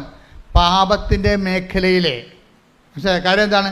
പാപത്തിന്റെ ശമ്പളം മരണമാണ്. അപ്പം മരണത്തിന്റെ മേഖല എന്ന് പറഞ്ഞാൽ എന്താണ്? പാപത്തിന് ഒരു മേഖല തന്നെയുണ്ട്. പാപത്തിന് വലിയൊരു മേഖലയുണ്ട്. അപ്പോൾ ആ മേഖലയിൽ താമസിക്കുന്ന ആൾക്കാരുണ്ട് പാപത്തിന്. അപ്പോൾ ഒരു ഈ പാപത്തിൻ്റെ ഒരു സിൻ സോൺ എന്ന് പറയാമെങ്കിൽ പറയാവുന്ന സിൻ സോൺ എന്ന് പറയുമ്പോൾ അത് ഒരു പാപമായിട്ട് വരത്തില്ല. ഒരാളിന് ഒരു പാപം ഉണ്ടെങ്കിൽ അതിന് മുഴുവൻ ഒരു സോണിൽ തന്നെ ആ മുഴുവൻ പാപമായിരിക്കും. ഇപ്പം ഞാനൊരു സ്ഥലത്ത് ചെന്നപ്പോൾ ഇവിടെ അതിരപ്പള്ളി പണ്ട് ഞാൻ പോയിട്ടുള്ളതാണ്, 70-75 പോയിട്ടുള്ളതാണ്. അപ്പം അന്ന് പോയപ്പോൾ അവിടേക്ക് എണ്ണപ്പനയില്ലേ. ഇപ്പം ചെല്ലുമ്പോൾ മുഴുവൻ എണ്ണപ്പനയാണ്. കഴിഞ്ഞ ദിവസങ്ങളിൽ കഴിഞ്ഞ 2-3 മാസം മുമ്പ് ഞാൻ പോയപ്പോൾ ആ എണ്ണപ്പനയുടെ ആ കാട്ടിക്കുടിയൊക്കെ വെറുതെ ചുമ്മാ പ്രാർത്ഥിച്ചുകൊണ്ട് പോയി. എന്താ പോയെന്ന് വെച്ചാൽ ഭയങ്കരമായൊരു കുളിർമയാണ്. അപ്പം അത് ഈ പെണ്ണപ്പനയുടെ മേഖലയാണ്. ഇതുപോലെ ഒരു പാപം ഒരു പനയായിട്ടൊന്നും ഉണ്ടാകത്തില്ല. പാപത്തിൻ്റെ ഒരു പനയായിട്ടുണ്ടാകത്തില്ല, ഒരു മേഖലയായിരിക്കും ഉണ്ടാകണത്. ഈ മേഖല, പാപത്തിൻ്റെ മേഖലയിൽ എന്ത് ചെയ്യണം? അവൻ വലുതാകണം, ഞാൻ ചെറുതാകണം. അപ്പം ഞാനെന്ന് പറഞ്ഞ കാര്യം അത്ര കുറച്ച് അട്ടേക്കപ്പെടപ്പൂടി. അവൻ വലുതാകണം, ഞാൻ ചെറുതാകണം. യോഹന്നാൻ 3:30. യോഹന്നാൻ 3:30. അവൻ വളരുകയും. അവൻ എന്ന് പറഞ്ഞാൽ ആരാണ്?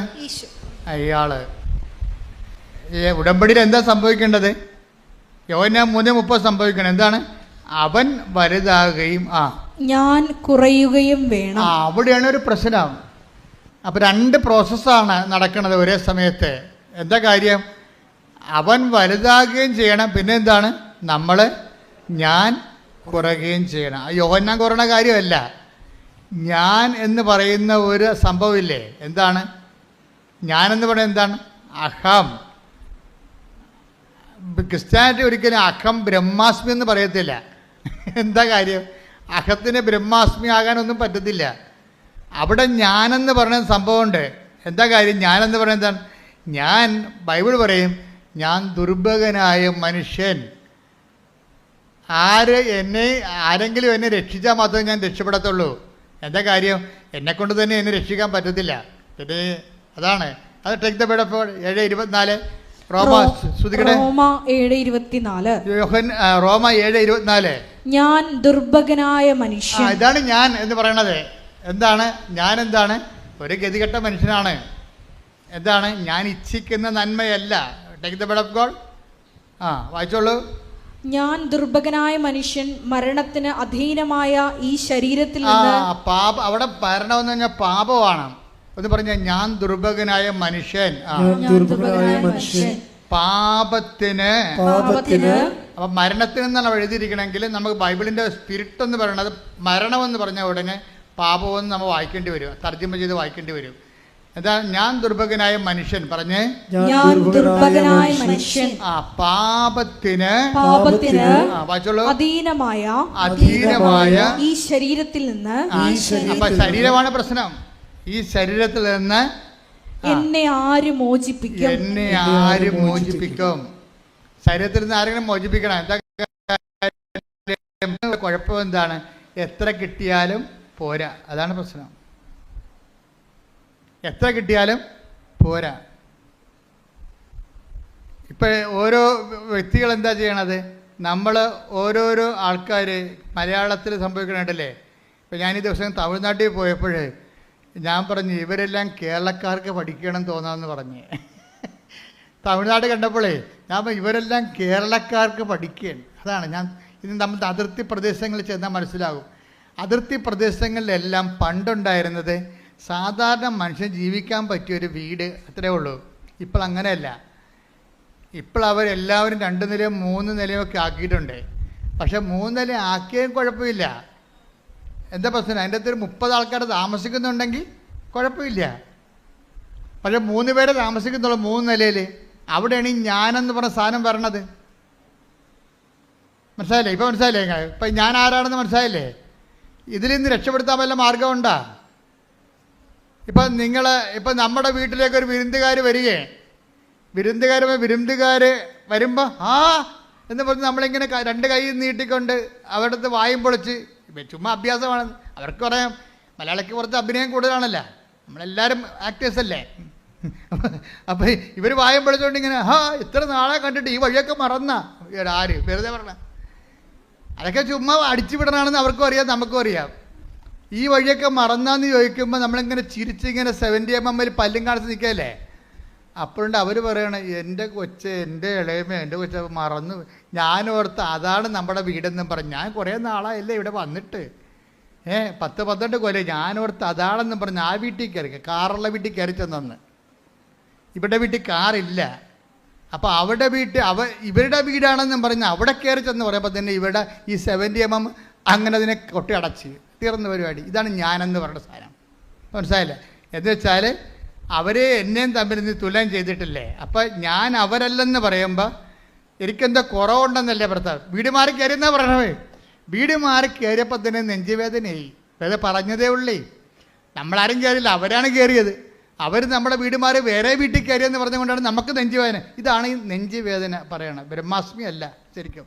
നെഞ്ചുവേദന മറ്റ് കണ്ടവൻ്റെ വീട് നമ്മളെക്കാൾ ഇത്തിരി വലുതാണെന്ന് പറയുമ്പോൾ ഉണ്ടാകുന്ന ഞാനില്ലേ, അതാണ് നെഞ്ചുവേദന അവിടെ എടുക്കണം. ഞാൻ ഈ ഞാനുണ്ട്. ഈ ഞാൻ ആര്? അത് ബൈബിൾ ചോദിക്കണത് എന്താണെന്ന് ചോദിച്ചു കഴിഞ്ഞാൽ, ഈ ഞാൻ ആര് രക്ഷിക്കും ഈ അഹംഭാവത്തിൽ നിന്ന്? അത് തന്നെ ജീസസിനെ ഇൻട്രൊഡ്യൂസ് ചെയ്യുമ്പോൾ തന്നെ യോഹന്നാൻ പറയും, ഇവനെ ഇൻട്രൊഡ്യൂസ് ചെയ്യാനൊക്കെ എനിക്ക് ഇഷ്ടമാണ്. ഇവൻ ഭയങ്കര പുള്ളിയാണ്. ഇവൻ ലോകത്തിൻ്റെ പാപങ്ങൾ നീക്കാൻ വന്നിരിക്കുന്ന ആളാണ്. എന്നോട് അപ്പ ഇതൊക്കെ പറഞ്ഞിട്ടുണ്ട്, പക്ഷെ നിങ്ങളോട് പറഞ്ഞിട്ട് കാര്യമില്ലെന്ന്. എന്ത് വല്ലാത്ത പറച്ചിലാണ് യോഹന്നാൻ പറയണത്. അതായത് ഇന്ന് യേശുവിൻ്റെ ജ്ഞാനസ്നാനത്തിൽ തിരുനാളല്ലേ. ഇപ്പം എന്താ യോഹന്നാൻ പറയണത്? ഇവൻ ഭയങ്കര പുള്ളിയാണ്. ഇവൻ ആരാണ്? യോഹന്നാൻ 1:29 പറയും, ഇവൻ ലോകത്തിൻ്റെ പാപങ്ങൾ നീക്കാൻ വേണ്ടി അപ്പ പറഞ്ഞു വിട്ടിരിക്കുന്ന ആളാണ് ഇവൻ. പക്ഷെ നിങ്ങളോട് പറഞ്ഞിട്ട് കാര്യമില്ല. എന്താ കാര്യം? ഇവനും വളരണമെങ്കിലേ ഞാൻ ചെറുതാകണമെന്ന്. അതാണ് വിഷയം. കൈയടിക്കട്ടെ, ശ്രദ്ധിക്കട്ടെ. ഹല്ലേലൂയ, ഹല്ലേലൂയ, ഹല്ലേലൂയ, ഹല്ലേലൂയ, ഹല്ലേലൂയ, ഹല്ലേലൂയ, ഹല്ലേലൂയ, മഹത്വം, യേശുവേ, ഹല്ലേലൂയ, ഹല്ലേലൂയ, ഹല്ലേലൂയ, ഹല്ലേലൂയ, ഹല്ലേലൂയ, ഹല്ലേലൂയ, യേശുവേ, ഹല്ലേലൂയ, ആരാധന, മഹത്വം, ഹല്ലേലൂയ, ഹല്ലേലൂയ, ഹല്ലേലൂയ. നന്ദി. നമ്മുടെ കാലത്ത് നമ്മൾ നിരീക്ഷിക്കേണ്ട ഒരു പാപം എന്താണ്? പാപത്തിൻ്റെ മേഖല. പാപം ഒറ്റയ്ക്ക് നിൽക്കത്തില്ല. ഞാൻ എന്നുള്ള സംഭവം നിലയ്ക്കുള്ള കാലം ആ ഞാൻ ഉണ്ടാക്കുന്ന റിസൾട്ടിൽ പാപത്തിൻ്റെ ഒരു മേഖല ഉണ്ടാകും. അതാണ് അന്ധകാരത്തിൽ സ്ഥിതി ചെയ്തിരുന്ന ജനം ഒരു പ്രകാശം കണ്ടു എന്ന് 4:16 പറയുമ്പോൾ മരണത്തിൻ്റെ നിഴൽ വീണ മേഖലയിൽ താമസിക്കുന്നവരെ, മരണത്തിൻ്റെ നിഴൽ വീണ മേഖലയാണ്. ഇപ്പോൾ ഒരു പാപമായിട്ട് ഒരാൾക്കുണ്ടാകത്തില്ല. അതിലേറ്റവും വലിയ പാപം നിങ്ങൾ ഓർക്കും സെക്സാണെന്ന് വിചാരിക്കും. ബൈബിൾ സെക്സിനല്ല പ്രാധാന്യം കൊടുക്കേണ്ടത്. 6ാമത്തെ സ്ഥാനമേ സെക്സിനുള്ളത്. നമ്മൾ പറഞ്ഞ് സെക്സ് ഒന്നാക്കിയതാണ്. മനസ്സിലായില്ലേ? കാര്യം ബൈബിളിൽ സെക്സ് എന്ന് പറഞ്ഞ സംഭവത്തിന് 6ാമത്തെ സ്ഥാനമേ ഉള്ളൂ. കാരണം 6ാമത്തെ കൽപ്പനയാണ് വ്യഭിചാരം ചെയ്തതെന്നുള്ളത്. വ്യഭിചാരം ചെയ്തെന്നുള്ള 6ാമത്തെ കൽപ്പനയാണ്. 1ാമത്തെ കൽപ്പന അല്ല. 1ാമത്തെ കൽപ്പന ആരാണ്? വേറെ ഒരു ഞാനുണ്ടെന്നാണ് പറയണത്. എന്താണ്? നിന്റെ കർത്താവ് ദൈവം ഞാനാകുന്നു. കൈയടിക്കട്ടെ, ശ്രദ്ധിക്കട്ടെ. ഹല്ലേലൂയ, ഹല്ലേലൂയ, ഹല്ലേലൂയ, പുറപ്പാട് 20:3. പുറപ്പാട് 20:3. ഞാനല്ലാതെ വേറെ ദേവന്മാർ മറ്റൊരു ദേവന്മാർ നിനക്കുണ്ടാകരുത്. അതാണ് ഞാൻ. എന്താ ഇപ്പം പറയണത്? ഈ ഞാൻ എന്ന് പറയുന്ന ദൈവം നമ്മൾ വളരുകയും ഈ ജഡത്തിലുള്ള ഞാൻ ചെറുതാകുകയും ചെയ്യണം. ബൈബിളിൻ്റെ ഒരു ഇക്വേഷൻ അതാണ്. അതായത് ദൈവമാകുന്ന ഞാൻ എന്നിൽ വളരണം. ക്രിസ്തുവിന് അങ്ങനെ ഒരു ടെൻഡൻസി ഉണ്ട്. ക്രിസ്തു എല്ലാ കാലത്തും ഒരുപോലെ ഇരിക്കത്തില്ല. എന്താണ്? ക്രിസ്തുവിനെ നമുക്ക് ലഭിച്ചാൽ അതിൻ്റെ ടെൻഡൻസി എന്താണ്? വളർന്നുകൊണ്ടേ ഇരിക്കും നമ്മളിൽ. അപ്പോൾ എന്ത് ചെയ്യും? ഞാനെന്ന് പറയുന്ന ജഡിക ഞാൻ, എൻ്റെ ഇച്ഛാശക്തി, ഇപ്പം നമുക്കുണ്ടാകുന്ന വൈരാഗ്യങ്ങളില്ലേ, ബൈബിളിൽ ക്ഷമിക്കാനൊക്കെ പറയത്തില്ലേ? പിന്നെ എൻ്റെ പട്ടി ക്ഷമിക്കും. ഏത് പട്ടിക്കൊരു കാലം ഉണ്ടാകും. ഏത് പുളിച്ചും പൂക്കും. എൻ്റെ പുളിച്ചും പൂക്കും. അപ്പോൾ ഞാൻ അവിടെ ആരെങ്കിലും എന്തെങ്കിലും നമ്മൾ അവോയ്ഡ് ചെയ്ത് കഴിഞ്ഞാൽ ഉടനെ ഹർട്ടാകും നമ്മൾ. ഇതാണ് ഞാൻ, ജഡിക ഞാനെന്ന് പറയുന്നത്. ഈ ദൈവം നമ്മൾ വളർന്നു കഴിയുമ്പോൾ അതൊക്കെ നമ്മൾ കണ്ടില്ല കേട്ടില്ല എന്ന് വെക്കും. പോകാൻ പറ, പൊയ്ക്കട്ടെ, കളയട്ടെ. ദൈവനാമത്തിൽ നമ്മൾ ദൈവനാമത്തിൽ നമ്മളത് കണ്ടില്ലെന്ന് വെക്കും. ഈ ക്ഷമ വളരുമ്പോൾ അതിൻ്റെ കൂടെ ക്ഷമ എന്ന് പറയുന്നത് എന്താണ്? സഹിക്കുന്ന സ്നേഹമാണ്. അതാരാണ്? ക്രിസ്തു തന്നെയാണ്. ക്രിസ്തുവിൻ്റെ അനുഭവ തലങ്ങളാണ് സഹിക്കുന്ന സ്നേഹം. ഇപ്പം സഹിക്കുന്ന സ്നേഹമാണ് നിന്നിൽ വളർന്നു വരണമെന്നുണ്ടെങ്കിൽ, ഇപ്പം നിൻ്റെ അയൽവാസി പല പരിപാടിയും കാണിച്ചിട്ടുണ്ട്. ഏറ്റവും വലിയ അയൽവാസി കാണിക്കുന്ന പരിപാടി എന്താണ്? വേസ്റ്റ് കൊണ്ടുപോകും നമ്മുടെ മുറ്റത്തിലും അല്ലെങ്കിൽ നമ്മുടെ വെയിലിപ്പുറത്തിലും, നമ്മളില്ലാത്ത സമയത്ത് നോക്കി നമ്മുടെ സാധനം എടുത്തുകൊണ്ട് പോകും. എൻ്റെ അച്ഛൻ എങ്ങനെ പ്രാർത്ഥനയ്ക്ക് വരാണ്? മനുഷ്യൻ്റെ കണ്ണ് വെട്ടി അപ്പം അടിച്ചുകൊണ്ട് പോകുമെന്ന് പറയും. അതുകൊണ്ട് പ്രാർത്ഥനയ്ക്ക് വരാതെ നീ ഉരലെ കെട്ടിപ്പിടിച്ച് വീട്ടിയിരിക്കണവരുണ്ട് പാവത്തുങ്ങൾ. കൊണ്ടേ തിന്നെ, നീ കൊണ്ടുപോയ കർത്താവ് എനിക്ക് തരുമെന്ന് പറഞ്ഞ് പോരണ്ടേ? അപ്പോൾ എന്താണ്? കർത്താവ് നിന്നെ വളരുന്നു. കൈയടിക്കട്ടെ.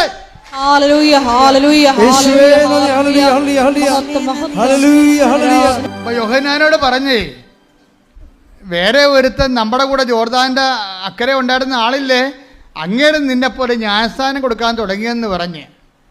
കർത്താവിന് വാസ്തവത്തിൽ ജ്ഞാനസ്ഥാനം ആരും കൊടുക്കേണ്ട ഒരു കാര്യമില്ലാഞ്ഞ് യോഹന്നാനെ കൊണ്ട് ഈ സിറ്റുവേഷൻ ക്രിയേറ്റ് ചെയ്തിട്ട് യോഹന്നാനെ കൊണ്ട് ഈ പ്രബോധനം പറയിപ്പിക്കണമായിരുന്നു. അതിനുവേണ്ടിയാണ് ഒരു ജ്ഞാനസ്ഥാനം കൊണ്ട് കൊടുത്തത് കർത്താവ്. അപ്പോൾ യോഹന്നാൻ കർത്താവ് ജ്ഞാനസ്ഥാനം കൊടുക്കുന്ന പരിശുദ്ധാത്മാവിലാണ്, വെള്ളത്തിലല്ല, പശ്ചാത്താപത്തിൽ ജ്ഞാനസ്ഥാനമല്ല. അത് ഏൽപ്പിച്ചിരിക്കുന്ന യോഹന്നാനെയാണ്. എന്നിട്ടും കർത്താവ് ജ്ഞാനസ്ഥാനം കൊടുത്തത് ഈ സിറ്റുവേഷൻ ക്രിയേറ്റ് ചെയ്യുകയാണ്. എന്താണ്? ജ്ഞാനസ്ഥാനത്തിലൂടെ, സഹനത്തിലൂടെ നമ്മുടെ ഇഷ്ടങ്ങൾക്ക് അനിഷ്ടമായി. ജ്ഞാനസ്ഥാനം എന്ന് പറയുന്നത് എന്താണ്? നമ്മുടെ ഇഷ്ടത്തിന് അനിഷ്ടമായി ബെൻഡായിട്ട് വേറെ ഇഷ്ടം വരും. ആരുടെ ഇഷ്ടം വരും? വേറെ ഒരു ഞാനുണ്ട്, ദൈവത്തിൻ്റെ ഇഷ്ടം വരും. അതിനാണ് ജ്ഞാനസ്ഥാനം എന്ന് പറയുന്നത്. അതിന് ദൈവ ഇഷ്ടത്തിന് ഞാൻ എണ്ണത്തിന് തയ്യാറാക്കുന്നതാണ് ജ്ഞാനസ്ഥാനം. അത് വെള്ളം കോരി ഒഴിക്കണ കേസികത്ത് മാത്രമല്ല. നീ ഒരു വെള്ളം കോരി ഒഴിച്ചില്ല, നിനക്ക് കർത്താവിനെ നിൻ്റെ ഹൃദയത്തിൽ വളരണം എന്ന് നീ ആഗ്രഹിച്ചാൽ, ദൈവത്തിൻ്റെ ഇഷ്ടത്തിന് വേണ്ടി നിൻ്റെ ഇഷ്ടം മാറ്റിവെക്കാൻ തീരുമാനിച്ചാൽ, അപ്പോഴും നീ ജ്ഞാനസ്ഥാനപ്പെട്ടിരിക്കുന്നു.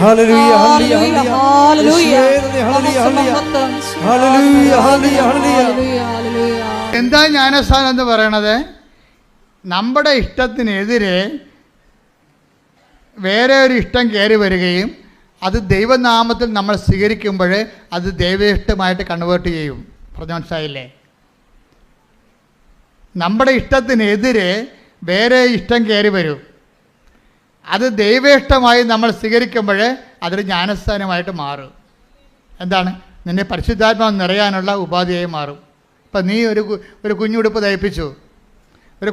തയ്പ്പിച്ചു, കുറച്ച് പൊട്ട് വാങ്ങിച്ച് വെച്ച്, കുറച്ച് കരിമഷി മേടിച്ച് വെച്ചു, കുറച്ച് കരിവളം മേടിച്ച് വെച്ചു. അപ്പം നീ ഉടനെ പ്രഗ്നൻ്റ് ആണുള്ള അമ്മയാണെങ്കിൽ പറയും, എൻ്റെ കുഞ്ഞുവാ വരുമ്പോൾ ഞാൻ ആരുടെയും കൊതി തട്ടാതിരിക്കാൻ വേണ്ടി കരിവള ഇടിക്കും. വല്ല കാര്യമുണ്ടോ? കരിവള അന്ധവിശ്വാസമാണ്. നമ്മുടെ കരിവള ഇടാത്ത വല്ലവരും ഉണ്ടാ? എന്താ കരിവള കണ്ണ് തട്ടാതിരിക്കാൻ വേണ്ടിയിട്ടതാണ് സംഭവം. എൻ്റെ കുഞ്ഞിനെ വേറെ ആരെയും നോക്കരുതെന്ന്. എൻ്റെ കുഞ്ഞ് പറ്റിയിട്ടില്ലേ? ഞാൻ വന്ന വരവ് കണ്ടില്ലേ?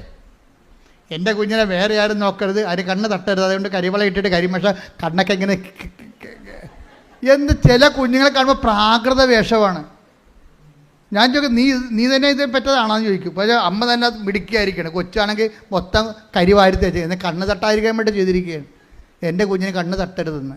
അങ്ങനെ തന്നെയാണ് എൻ്റെ കുഞ്ഞ് മറ്റു കുഞ്ഞുങ്ങളെപ്പോലെ ആവരുത്, അങ്ങോട്ട് പോരുത്, അവിടെ പോയി കളിക്കരുത്, അവർ ചീത്ത പിള്ളേരാണ് എന്ന് പറഞ്ഞുകൊണ്ട് ഈ തള്ള അവർ സ്ക്രൂ ചെയ്തിട്ട് ഈ കുഞ്ഞിനെ വേറെ ഒരു പണ്ടാരമായിട്ട് വളർത്തിക്കൊണ്ട് വരും. വേറെ സാധനം, മറ്റുള്ളവരുടെ അരിശം, പുച്ഛം. കാര്യം ഇവരുടെ പുച്ഛവും അരിശവും ഒക്കെ കുഞ്ഞിനങ്ങോട്ട് കൊടുക്കും. ഇതാണ് ഞാനെന്ന് പറയുന്നത്. ഈ ഞാൻ ചെറുതാകണമെന്നാണ് പറയണത്. ഇത് വെച്ചോണ്ട് ഉടമ്പടി മുന്നോട്ട് പോകത്തില്ലെന്ന് മനസ്സിലായില്ലേ? ഇപ്പം എന്താണ് ഉടമ്പടി പറഞ്ഞത്? എന്താണ്? അവൻ വലുതാകണം, അവന് എല്ലാ മനുഷ്യരെയും വെറുപ്പില്ല ആരോടും. ചുങ്കക്കാരോട് പറയും, മത്തായി ഇവിടെ വന്നാൽ പറയില്ല, നിൻ്റെ കൂടെ ഞാൻ ഇരുന്ന് ഭക്ഷണം കഴിക്കണതേ 10 മനുഷ്യരെ കാണണം. അതാണ് പ്രശ്നം. കണ്ണ് നിറഞ്ഞു പോകും കർത്താവിൻ്റെ കളി കണ്ടു കഴിഞ്ഞാൽ. ചുങ്കക്കാരൻ അബോമിനൽ പേഴ്സണാണ്. ചുങ്കക്കാരന് എല്ലാവർക്കും പുച്ഛമാണ്. ഇവരെ കാണുന്നതിന് അവർ തുപ്പും. ഉടനെ അവനെ വിളിച്ച് പറയും, നിന്നെക്കൊണ്ട് കുറച്ച് പണി ദൈവത്തിനുണ്ട്, അത് ഞാൻ ചെയ്യിക്കും, നീ എൻ്റെ ചരിത്രം എഴുതും. പക്ഷെ അതിക്ക് മുമ്പ് നിന്നെ ഒന്ന് വയറ്റ് വാഷ് ചെയ്യാറുണ്ട് എനിക്ക്, ഞാൻ ഇന്ന് നിൻ്റെ വീട്ടിൽ ഭക്ഷണം കഴിക്കും. സഖ്യഭൂഷണം പറഞ്ഞു, നീയും ചുങ്കക്കാരനാണ്, നിന്നെക്കുറിച്ച് അഭിപ്രായ വ്യത്യാസമുണ്ട് നാട്ടിൽ, ഈ സമൂഹത്തിൽ നിന്നെക്കുറിച്ച് പേരില്ല, നിന്നെക്കുറിച്ച് ദുഷ്പേരാണ് ആൾക്കാർ പറയണത്, നിൻ്റെ പേര് കേൾക്കുമ്പോൾ തന്നെ അവരുടെ മോന്ത പോവും, അത് ഞാനൊക്കെ മാറ്റിയെടുക്കും. ഞാൻ നിൻ്റെ വീട്ടിൽ വന്ന് ഭക്ഷണം കഴിക്കും. ഈ സക്കേവൂസിൻ്റെ വീട്ടിലും ഈശോ പോയി, ഈ മത്തായിയുടെ വീട്ടിലും പോയി. രണ്ടുപേരുടെ വീട്ടിലും ചെയ്തത് എന്താ? ഭക്ഷണം കഴിക്കണേ ഇത്. രണ്ടുപേരുടെ വീട്ടിലും ഭക്ഷണം കഴിച്ചു.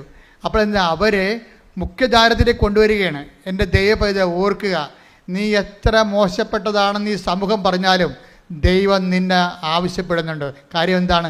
നീ ദൈവത്തിൻ്റെതാണ്, ദൈവത്തിന് നിന്നെ വേണം. ശ്രുതിക്കട്ടെ ഹല്ലേലൂയ. ഹല്ലേലൂയ, ഹല്ലേലൂയ, ഹല്ലേലൂയ. യേശുവേ നന്ദി, ഹല്ലേലൂയ, ഹല്ലേലൂയ, ഹല്ലേലൂയ, ഹല്ലേലൂയ, ഹല്ലേലൂയ, ഹല്ലേലൂയ. യേശുവേ സ്തുതി, ഹല്ലേലൂയ. വിശുദ്ധ പരമ ദിവ്യകാരുണ്യത്തിന് നേരവും ആരാധനയും സ്തുതിയും പുകഴ്ചയും ഉണ്ടായിരിക്കട്ടെ. സക്കേവൂസിൻ്റെയും മത്തായിയുടെ വീട്ടിൽ കർത്താവ് ഭക്ഷണം കഴിക്കാൻ കയറിയപ്പോൾ ഉണ്ടല്ലോ, എല്ലാവരും വന്ന് വേലിക്ക പാത്തുനിന്ന് ഇങ്ങനെ വേലിയുടെ വേലിക്ക മുകളിൽ തലയിട്ടോണ്ട് നോക്കുകയാണ്. ഇതെന്ത് ഇവൻ്റെ വീട്ടിൽ കർത്താവ് കയറിയത്? ഇവൻ്റെ വീട്ടിൽ നിന്ന് എങ്ങനെ കർത്താവ് ഭക്ഷണം കഴിക്കണമെന്ന് കേട്ടപ്പോൾ ആൾക്കാർക്കെല്ലാം മനസ്സിലായി സക്കേവൂസും മത്തായിനെയും ദൈവം സ്നേഹിക്കുന്നുണ്ട് എന്ന് മനസ്സിലായി. അപ്പോൾ അവിടെ നിന്ന് ആൾക്കാരൊക്കെ പറയും, നിങ്ങളും വാ എന്ന് വേലിക്ക ഇങ്ങനെ തലപൊക്കി നിൽക്കുന്ന ആൾക്കാരൊക്കെ വിളിക്കും മത്തായിയുടെ വീട്ടിൽ നിന്ന്.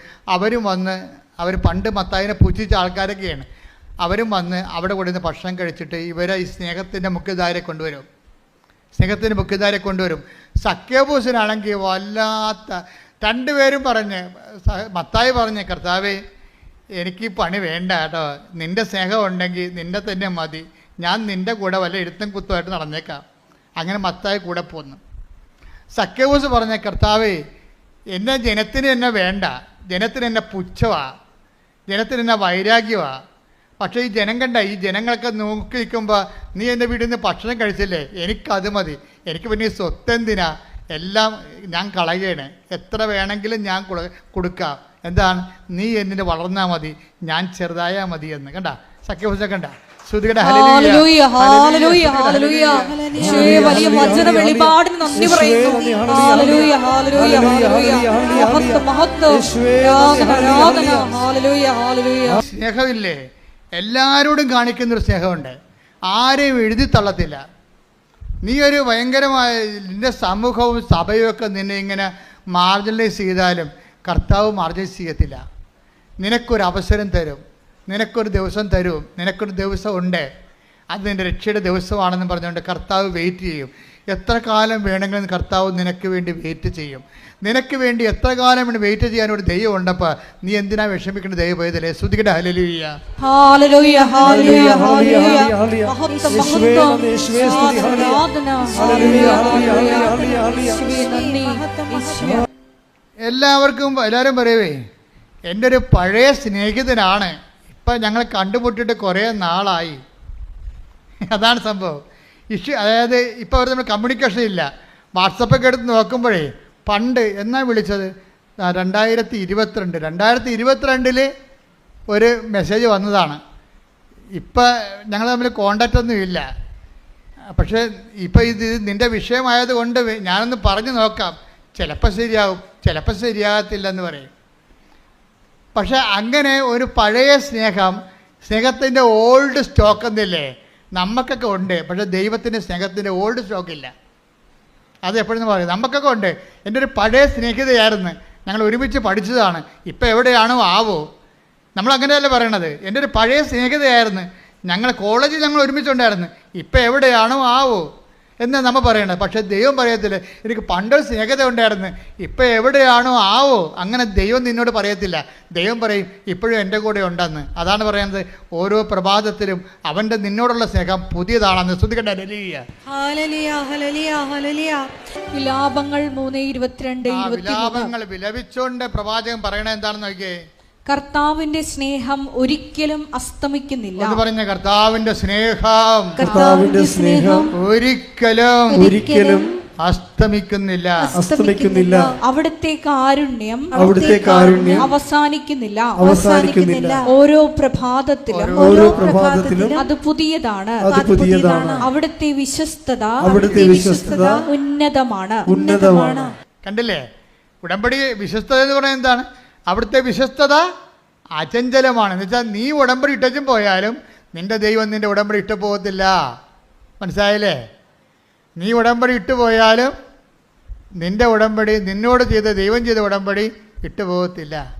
അപ്പം നിങ്ങളാരും പറയരുത് പണ്ട് ഞാൻ ഉടമ്പടിയിലായിരുന്നു ഇപ്പം അല്ലെന്ന് പറയരുത്. കർത്താവ് പറയും ഇപ്പോഴും ആണെന്ന് പറയും. കാര്യം എന്താണ്? എനിക്ക് നിന്നോടുള്ള സ്നേഹം ഓരോ പ്രഭാതത്തെയും പുതിയതാണ്. കൈയടിക്കട്ടെ. ഹല്ലേലൂയ ഹല്ലേലൂയ ഹല്ലേലൂയ ഹല്ലേലൂയ യേശുവേ നന്ദി, ഹല്ലേലൂയ ഹല്ലേലൂയ ആരാധന ഹല്ലേലൂയ ഹല്ലേലൂയ യേശുവേ ആരാധന ആരാധന ആരാധന ഹല്ലേലൂയ ഹല്ലേലൂയ ഹല്ലേലൂയ മഹത്വം മഹത്വം. ഈ ദൈവസ്നേഹം ഉണ്ടല്ലോ മക്കളെ, ഈ ദൈവസ്നേഹം ഇപ്പം നിങ്ങൾ കേട്ടില്ലേ, മനസ്സിലായില്ലേ? പാപത്തേക്കാൾ വലുതാണ് ദൈവത്തിൻ്റെ സ്നേഹം. അപ്പോൾ ദൈവത്തിൻ്റെ സ്നേഹത്തേക്കാൾ വലുതാണ് പാപമെന്ന് പറയരുത്. എന്താണ്? പാപത്തേക്കാൾ വലുതാണ് ദൈവത്തിൻ്റെ സ്നേഹം. ഉടമ്പടി ഉദ്ഘോഷിക്കുന്നത് അതാണ്.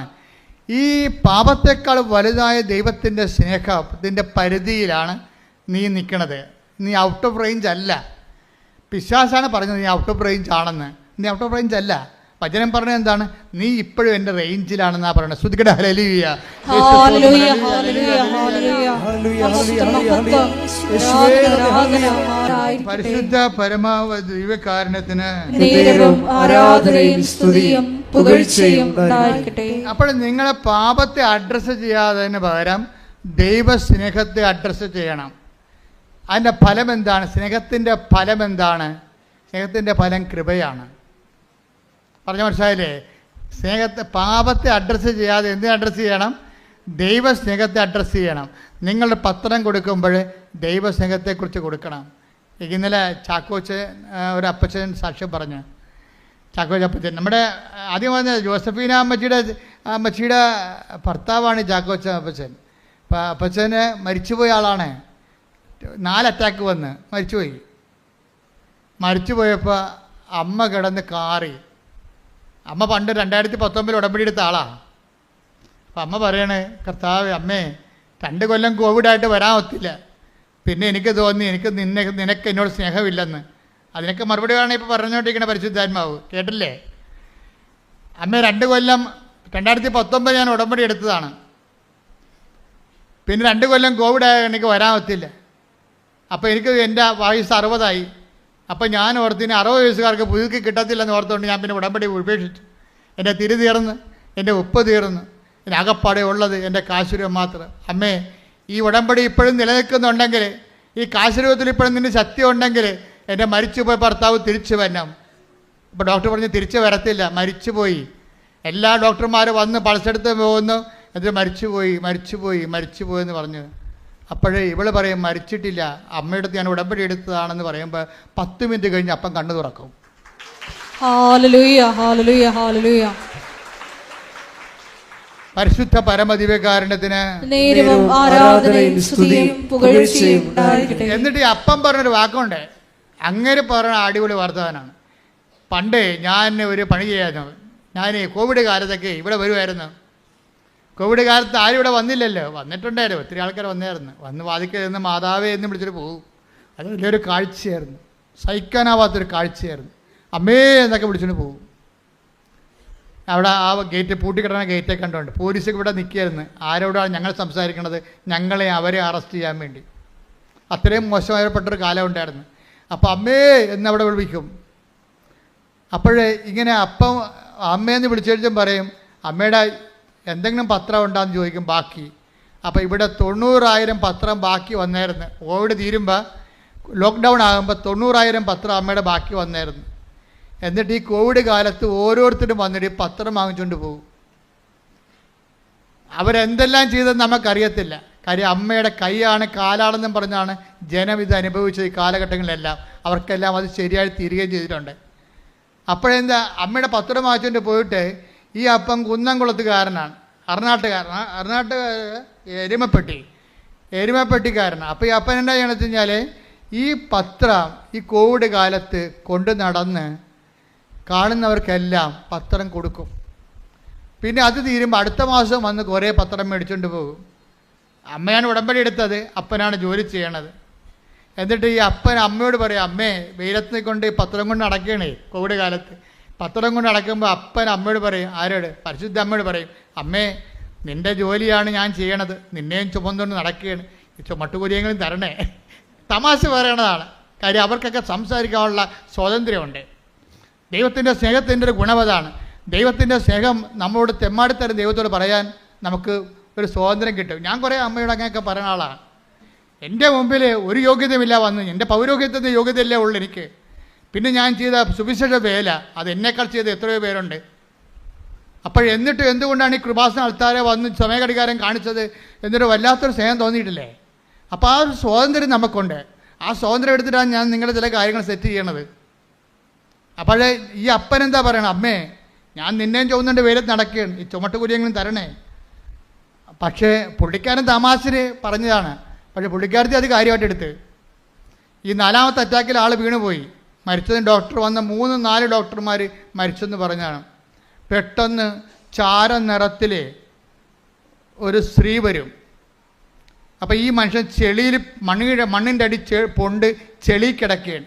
ഈ ചാര നിറത്തിൽ ചെളിയിലോട്ട് ഇറങ്ങി നിന്നിട്ട് ഈ മനുഷ്യൻ്റെ കയ്യെ കൂടി പിടിച്ച് വലിച്ച് മേലോട്ട് പുറത്തോട്ട് എടുക്കണ ഇയാൾക്ക് ഓർമ്മയുണ്ട്.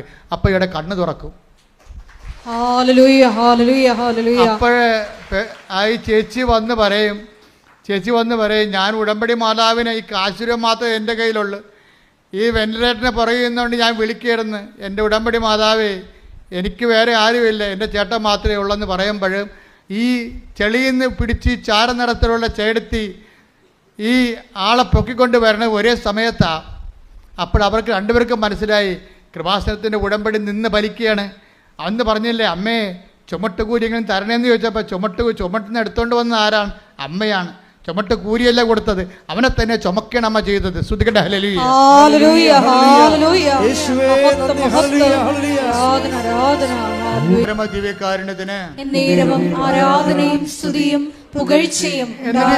ചാക്കോപ്പച്ചൻ പറയുന്ന സാക്ഷ്യം ഞങ്ങൾ ഇന്ന് അപ്പ് ചെയ്യും കേട്ടോ, നിങ്ങളത് കേൾക്കണം. ഭയങ്കര സാക്ഷ്യമാണ്.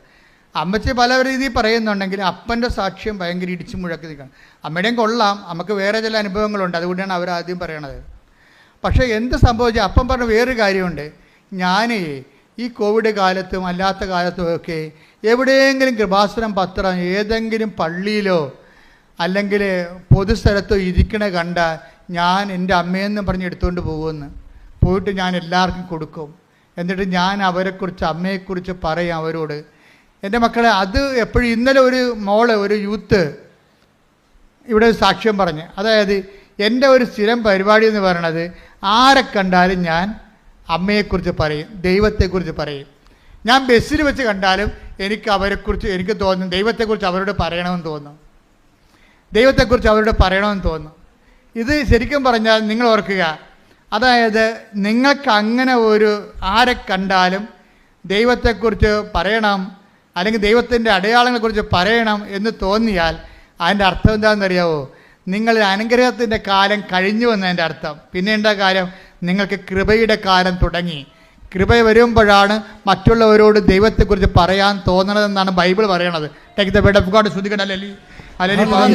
14:26 ശ്രുതികട ഹല്ലേലൂയ. നടപടി പുസ്തകം 14:26. അപ്പോസ്തല പ്രവർത്തനങ്ങൾ 14:26. അവിടെ നിന്ന് അന്ത്യോക്യയിലേക്ക് കപ്പൽ കയറി തങ്ങൾ നിർവഹിച്ച ദൗത്യത്തിന് ആവശ്യമായിരുന്ന ദൈവകൃപയ്ക്ക് അവർ ഭരമേൽപ്പിക്കപ്പെട്ടത് അവിടെ വെച്ചാണല്ലോ. അപ്പോൾ അവരെ ഏൽപ്പിച്ച ദൗത്യം എന്ന് പറയുന്നത് എന്താണ്? ക്രിസ്തുവിനെ കൈമാറുന്നതാണ്. ഒരാൾ ആ ക്രിസ്തുവിനെ കൈമാറുന്നതിന് എന്താ നമുക്ക് വേണ്ടത്? അനുഗ്രഹമല്ല വേണ്ടത്, അത് ഫിസിക്കൽ ഫേവേഴ്സാണ്. നമ്മുടെ ബോഡിക്ക് മാത്രമേ ഉപയോഗിക്കാൻ പറ്റത്തുള്ളൂ. ക്രിസ്തുവിനെ കൈമാറ്റാൻ വേണ്ട ദൈവശക്തിയാണ് വേണ്ടത്. അതിനെന്ത് വേണം?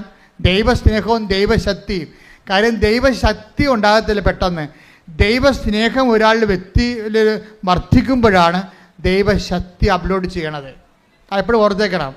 അപ്പം നിങ്ങൾ ലക്ഷ്യം വെക്കേണ്ടത് എന്തിനാണ്? ദൈവസ്നേഹത്തിനാണ് ലക്ഷ്യം വെക്കേണ്ടത്.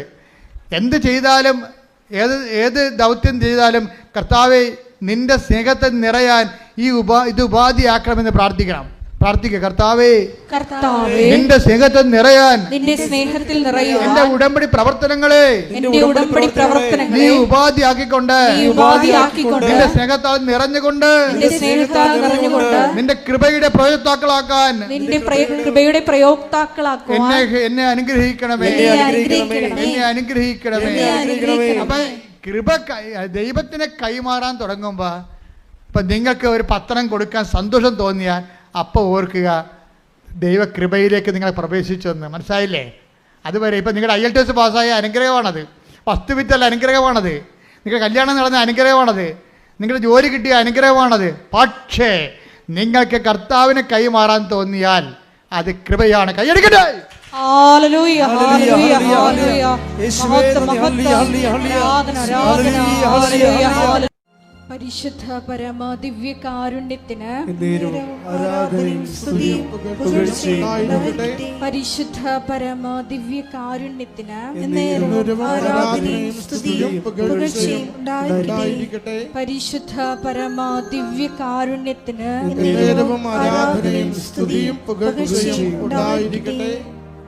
ദിവ്യകാരുണ്യനാഥ, സാക്ഷ്യങ്ങളിലൂടെ ഞങ്ങളോട് സംസാരിച്ച ദൈവസ്നേഹത്തിന് ഞങ്ങൾ നന്ദി പറയുന്നു. മരിയൻ ഉടമ്പടി അത് നമ്മൾ ഓരോരുത്തരും ദൈവത്തോട് ചെയ്യുന്ന വലിയ വാഗ്ദാനമാണ്. അത് നിത്യതയോളം നിലനിൽക്കുന്നു. കാരണം അതിൻ്റെ മറ്റൊരു കക്ഷി ദൈവമാണെന്നുള്ള വലിയ ബോധ്യം ഞങ്ങൾക്ക് നൽകിയതിന് നന്ദി പറയുന്നു.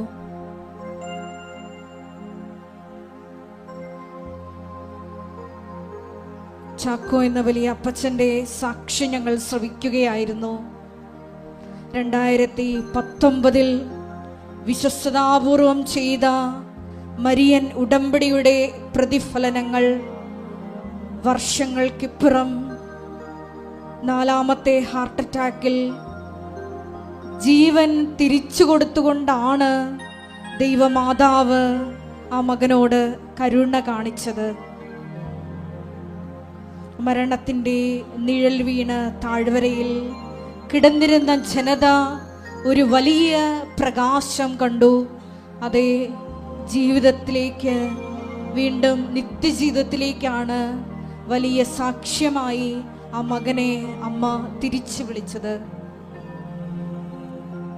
ഈശോയെ, ഞങ്ങൾ എടുത്തിരിക്കുന്ന മരിയൻ ഉടമ്പടിയുടെ ഏറ്റവും വലിയ അകക്കാമ്പ് സുവിശേഷ പ്രഘോഷണമാണ്, ക്രിസ്തു കൈമാറ്റമാണ് എന്ന ബോധ്യം ഞങ്ങൾക്ക് ഈ ആരാധനയിലൂടെ നൽകിയതിന് നന്ദി പറയുന്നു. ദൈവകൃപ ഒരു വ്യക്തിയിൽ വന്ന് നിറയുമ്പോഴാണ് ഈശോയെ സുവിശേഷ കൈമാറ്റത്തിനുള്ള വലിയ ദൗത്യം ഞങ്ങൾക്ക് നിർവഹിക്കാൻ കഴിയുക എന്ന് തിരുവചനത്തിലൂടെ അങ്ങ് ബോധ്യപ്പെടുത്തി ഞങ്ങൾക്ക് തന്നുവല്ലോ. ഈ ആരാധനയിലൂടെ മത്തായിയുടെ സുവിശേഷം 6:33 അനുസരിച്ചുകൊണ്ട് ആദ്യം അവിടുത്തെ രാജ്യവും അവിടുത്തെ നീതിയും അന്വേഷിച്ചുകൊണ്ട് ബാക്കിയുള്ളതെല്ലാം ഈശോയെ നീ ചേർത്ത് നൽകുമെന്ന് വിശ്വാസത്തോടെ ദൈവസ്നേഹത്തോടെ മുന്നേറുവാൻ ഈ ആരാധനയിലൂടെ ഞങ്ങൾക്ക് പ്രത്യേകമായ കൃപ നൽകണമേ. സുവിശേഷ കൈമാറ്റത്തിനുള്ള വലിയ കൃപ നൽകണമേ. ആരെ കണ്ടാലും ഒരവസരം കിട്ടിയാൽ ഈശോയെ നിന്റെ നാമം മഹത്വപ്പെടുത്തുവാൻ, അത് ഇടയാക്കുവാൻ ഈശോയെ ആ സമയം പ്രയോജനപ്പെടുത്തുവാൻ പ്രത്യേകമായ കൃപ ഞങ്ങൾക്ക് നൽകണമേ. കാരുണ്യ പ്രവർത്തനങ്ങളിലൂടെയും മറ്റ് ഉടമ്പടി നിബന്ധനകൾ വിശ്വസ്താപൂർവം പാലിക്കുന്നതിലൂടെയും എല്ലാം ഈശോയെ നിന്റെ നാമം പ്രത്യേകമായി മറ്റുള്ളവരുടെ മുമ്പിൽ മഹത്വപ്പെടുത്തുവാൻ ഈ ആരാധനയിലൂടെ ഞങ്ങളെ തിരഞ്ഞെടുത്ത് അഭിഷേകം ചെയ്യണമേ. നാളിതുവരെ കൃപാസനത്തിൽ വന്ന് മരിയൻ ഉടമ്പടി എടുത്തു പോയിട്ടും സാക്ഷ്യം പറയാനുള്ള കൃപ, ശക്തി ലഭിക്കാത്ത മക്കളെ ഈ സമയം പ്രത്യേകമായി അൾത്താരയിൽ സമർപ്പിച്ച് പ്രാർത്ഥിക്കുന്നു. ഈശോയെ, നിന്നെ ഏറ്റുപറയുക എന്നുള്ളത് അതൊരു കൃപയാണെന്ന് വചനത്തിലൂടെ ഞങ്ങൾക്ക് ബോധ്യപ്പെട്ടതനുസരിച്ച് എത്രയും വേഗം ആ സാക്ഷ്യങ്ങൾ കർത്താവിനുള്ള കാഴ്ചയായി വന്ന് ഈ അൾത്താരയിൽ അർപ്പിച്ച് ലോകത്തിന് മുമ്പിൽ നിന്നെ മഹത്വപ്പെടുത്തുവാൻ ആ മക്കളെ കൂടി ഈശോയെ കൃപയാൽ അഭിഷേകം ചെയ്യണമേ എന്ന് ഞങ്ങൾ പ്രാർത്ഥിക്കുന്നു. ഓരോ നിമിഷവും മരിയൻ ഉടമ്പടിയിൽ വിശ്വസ്താപൂർവ്വം മുന്നേറിക്കൊണ്ട് നിന്റെ നാമത്തെ മഹത്വപ്പെടുത്തി ജീവിക്കുവാൻ ഒരിക്കൽ കൂടി ഞങ്ങളെ അഭിഷേകം ചെയ്യണമേ എന്ന് പ്രാർത്ഥിച്ചുകൊണ്ട് നമുക്ക് ഇരുകരങ്ങൾ ഉയർത്തി സ്തുതിക്കാം. ഹല്ലേലൂയ, മഹത്വം, മഹത്വം, ആരാധന, ഹല്ലേലൂയ, ഹല്ലേലൂയ, ആരാധന, മഹത്വം, മഹത്വം, ആരാധന, ആരാധന, ഹല്ലേലൂയ, ഹല്ലേലൂയ. ഓ ദിവ്യകാരുണ്യനാഥ, ഉടമ്പടിയുടെ ലക്ഷ്യം ഉടമ്പടി മാത്രമെന്ന ആരാധനയിലൂടെ അവിടുന്ന് ഞങ്ങളെ എന്നറിയിച്ചുവല്ലോ. അവിടുത്തെ ഉടമ്പടിയെ സ്നേഹത്തോടുകൂടി സമീപിക്കുവാൻ ഞങ്ങളെ സഹായിക്കണമേ. പരിശുദ്ധ കൃപാസന മാതാവിൻ്റെ തിരുസന്നിധിയിൽ ആഗ്രഹത്തോടും ശരണത്തോടും ഞങ്ങൾ അണയുമ്പോൾ അങ്ങയെ കൈമാറുവാനുള്ള ശക്തിയും സ്നേഹവും ഞങ്ങളിൽ നിറയ്ക്കുവാൻ അവിടുന്ന് തിരുവുള്ളമാകണമേ. ഞങ്ങളുടെ സ്വാർത്ഥതകളെ, വെറുപ്പുകളെ, കലഹങ്ങളെ, അഹന്തയെ കുറയ്ക്കുന്നതിന് ഞങ്ങളെ അവിടുന്ന് സഹായിക്കണമേ. ഈശോയെ, അവിടുത്തെ കരുണ, അവിടുത്തെ സ്നേഹം, അവിടുത്തെ സമാധാനം, അവിടുത്തെ ക്ഷമ, സഹനം ഞങ്ങളുടെ ജീവിതത്തിൽ ശീലിക്കുവാൻ ഞങ്ങളെ ഇവിടുന്ന് പഠിപ്പിക്കണമേ. ഉടമ്പടി ജീവിതം ദൈവനാമ മഹത്വ ജീവിതമെന്ന് തിരിച്ചറിയുവാൻ ഞങ്ങളെ ഇവിടുന്ന് സഹായിക്കണമേ. ദൈവസ്നേഹത്താൽ ഓരോരുത്തരോടും ഇടപഴകുവാൻ ഞങ്ങളെ ഇവിടുന്ന് അനുഗ്രഹിക്കണമേ. ഭൗതികമായ നേട്ടങ്ങൾക്കപ്പുറം അവിടുത്തെ നാമത്തെ ലോകത്തിന് കൈമാറുവാൻ, അവിടുത്തെ സ്നേഹത്തെ ഓരോ പ്രഭാതത്തിലും പുതുതായി പങ്കുവെക്കുവാൻ, അവിടുന്ന് ഞങ്ങളെ കരുതുന്നത് പോലെ ഞങ്ങളെ ഏൽപ്പിച്ചു തന്നിരിക്കുന്ന ഓരോരുത്തരെയും കരുതലോടുകൂടി സ്നേഹിക്കുവാൻ ഞങ്ങളെ അവിടുന്ന് സഹായിക്കണമേ. പരിശുദ്ധ കൃപാസന മാതാവിൻ്റെ സവിശേഷമായ സംരക്ഷണം, അത്ഭുതകരമായ അടയാളങ്ങളിലൂടെ ഞങ്ങളുടെ ജീവിതങ്ങളെ കൂടുതൽ വിശ്വാസത്തിൽ ആഴപ്പെടുത്തുവാൻ അവിടുന്ന് ഈ നാളുകളിൽ ഞങ്ങളെ സഹായിക്കണമേ. ഇത്ര ദൂരം സഞ്ചരിച്ച ത്യാഗത്തോടെ അമ്മ മാതാവിൻ്റെ തിരുനടയിൽ അവിടുത്തെ ദിവ്യകാരുണ്യത്തിൻ്റെ സന്നിധിയിൽ ഞങ്ങളെ തന്നെ സമർപ്പിച്ച് പ്രാർത്ഥിക്കുമ്പോൾ അവിടുത്തെ ദിവ്യമായ സ്നേഹം അനുഭവിക്കുവാൻ, ഞങ്ങളെ വേദനിപ്പിച്ചവരെയും ഞങ്ങൾ വേദനിപ്പിച്ചവരെയും ഞങ്ങൾ ക്ഷമ കൊടുത്തും ഞങ്ങൾക്ക് ക്ഷമ തേടിയും ഈശോയെ അവിടുത്തെ സന്നിധിയിൽ കൃപകൾക്ക് വേണ്ടി പ്രാർത്ഥിക്കുവാൻ അനുഗ്രഹിക്കണമേ. അനുഗ്രഹത്തിൽ നിന്നും കൃപയിലേക്ക് ഞങ്ങളുടെ ജീവിതത്തെ വളർത്തണമേ. ഈശോയെ, ഞങ്ങളുടെ താൽക്കാലികമായ നന്മകൾക്ക് വേണ്ടി ആവർത്തിച്ച് പ്രാർത്ഥിക്കുന്നതിനപ്പുറം അവിടുത്തെ നാമത്തെ കൂടുതൽ പേരിലേക്ക് കൈമാറുന്നതിന് ഞങ്ങളുടെ ജീവിതത്തെ വളർത്തുവാൻ അവിടുന്ന് അനുഗ്രഹിക്കണമേ. ഉടമ്പടിയിൽ ഞങ്ങൾക്ക് ആഴപ്പെട്ട ബോധ്യങ്ങൾ നൽകണമേ. ഉടമ്പടി ജീവിതത്തിൽ ഞങ്ങൾക്ക് വളർച്ച നൽകണമേ. ഞങ്ങളുടെ സ്വാർത്ഥതകളെ കുറച്ചുകൊണ്ട് അവിടുത്തെ സ്നേഹത്തിന് വളരുവാൻ ഞങ്ങളെ സഹായിക്കണമേ. അമ്മ മാതാവേ, ദൈവേഷ്ടത്തിന് കീഴ്വഴങ്ങിക്കൊണ്ട് ദൈവിക പദ്ധതിയോട് പൂർണ്ണമായി ചേർന്ന് നിന്നുകൊണ്ട് രക്ഷാകര ദൗത്യം പൂർത്തീകരിക്കുന്നതിന് തിരുക്കുമാരനെ സജ്ജമാക്കിയതുപോലെ ഈ കാലത്തിൽ, ഈ ലോകത്തിൽ ദൈവനാമത്തെ മഹത്വപ്പെടുത്തിക്കൊണ്ട് സുവിശേഷവൽക്കരണത്തിന് പങ്കാളികളാകുവാൻ ഞങ്ങൾ ഓരോരുത്തരെയും പ്രത്യേകമാവിധം സഹായിക്കണമേ. ഉടമ്പടി ജീവിതത്തിൽ അവിടുത്തെ നാമത്തെ പ്രകീർത്തിച്ചുകൊണ്ട് അവിടുത്തെ അടയാളങ്ങളെ സാക്ഷ്യപ്പെടുത്തിക്കൊണ്ട് ഞങ്ങൾ കൈമാറുന്ന അവിടുത്തെ വചനത്തിൻ്റെ, അവിടുത്തെ സ്നേഹത്തിൻ്റെ, അവിടുത്തെ ശക്തമായ ഇടപെടലുകളുടെ കൃപാസനം പത്രം അത് ദൈവസ്നേഹത്തോടുകൂടി കൈമാറുവാൻ ഞങ്ങളെ സഹായിക്കണമേ. കൃപയുടെ ഉപകരണങ്ങളായി ഞങ്ങളെ മാറ്റുവാൻ അവിടുന്ന് സഹായിക്കണമേ. ഈശോനാഥ, ഞങ്ങളായിരിക്കുന്ന അവസ്ഥകളെ, ഞങ്ങളുടെ എല്ലാ മരണത്തിൻ്റെ മേഖലകളെ, പാപത്തിൻ്റെ മേഖലകളെ അവിടുന്ന് അറിയുന്നുവല്ലോ. അവിടുത്തെ സ്നേഹത്താൽ പാപത്തെ വെറുത്തുപേക്ഷിക്കുവാൻ ഞങ്ങളെ അവിടുന്ന് ശക്തിപ്പെടുത്തണമേ. അവിടുത്തെ കൃപ കൊണ്ട് ഞങ്ങളുടെ ജീവിതങ്ങളെ നിറയ്ക്കണമേ. സമാധാനത്താൽ നയിക്കണമേ. സ്നേഹത്താൽ പ്രത്യാശയോടുകൂടി ഏത് വലിയ പ്രശ്നത്തിനും അടിയുറച്ചെങ്കിൽ ശരണപ്പെട്ട് ജീവിക്കുവാൻ ഞങ്ങളെ അവിടുന്ന് സഹായിക്കണമേ. ഓരോ സങ്കടത്തെയും ഏറ്റെടുക്കണമേ. ഓരോ കണ്ണീരിനെയും ഏറ്റെടുക്കണമേ. എല്ലാ തകർച്ചകളെയും ഏറ്റെടുക്കണമേ. അവിടുത്തോട് ചേർന്ന് സഹിക്കുവാൻ ശക്തി നൽകിക്കൊണ്ട് അവിടുത്തെ കൃപ സ്വീകരിക്കുവാൻ ഞങ്ങളെ സഹായിക്കണമേ. ഞങ്ങളുടെ എല്ലാ ക്ലേശങ്ങളിലും, ഞങ്ങളുടെ എല്ലാ ദുഃഖങ്ങളിലും ഈശോയെ അവിടുത്തെ നാമം മഹത്വപ്പെടട്ടെ. ഞങ്ങൾ ഇല്ലാതായാലും മരണപ്പെട്ടാലും അവിടുത്തെ നാമം മഹത്വപ്പെടട്ടെ. അങ്ങയ്ക്ക് വേണ്ടി ഓരോ നിമിഷം ജീവിക്കുവാൻ ഞങ്ങളെ അവിടുന്ന് സഹായിക്കണമേ. പ്രയോജനരഹിതരായ ദാസന്മാരെ പോലെ ഉത്തരവാദിത്തങ്ങൾ നിർവഹിച്ചുകൊണ്ട് ദൈവനാമത്തെ പ്രകീർത്തിക്കുന്നതിന് വേണ്ടി ഈ ഉടമ്പടി ജീവിതം ഉപയോഗിക്കുവാൻ ഞങ്ങളെ അവിടുന്ന് സഹായിക്കണമേ. ഈശോയെ, ഈ നിമിഷങ്ങളിൽ ഞങ്ങളുടെ ആത്മശരീരങ്ങളിലൂടെ മനസ്സുകളിലൂടെ കടന്നു പോകുന്ന ഓരോ നിയോഗത്തിന്റെ മേലും ഞങ്ങൾ ആഗ്രഹിച്ച് പ്രാർത്ഥിക്കുന്ന എല്ലാ അപേക്ഷകളുടെ മേലും അവിടുത്തെ ആശീർവാദത്തിന്റെ വലതുകരം വിരിക്കണമേ. ഈശോയെ, അവിടുത്തെ സ്നേഹിക്കുവാൻ ഞങ്ങളെ സഹായിക്കണമേ. ഈശോയെ, അവിടുത്തെ കൃപ നിറയും വിധം അവിടുത്തെ ശക്തി നിറയുവാൻ അവിടുന്ന് സഹായിക്കണമേ.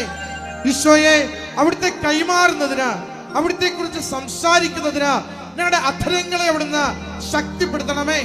ഞങ്ങളുടെ ഹൃദയത്തിൽ അവിടുത്തെ വചനം നൽകി സഹായിക്കണമേ. അവിടുത്തെ ദിവ്യ സ്നേഹത്താൽ ഞങ്ങളെ നിറയ്ക്കണമേ. ഒരുമിച്ച് അവിടുത്തെ നാമത്തെ മഹത്വപ്പെടുത്തി സ്തുതിച്ച് പ്രാർത്ഥിക്കുന്നു.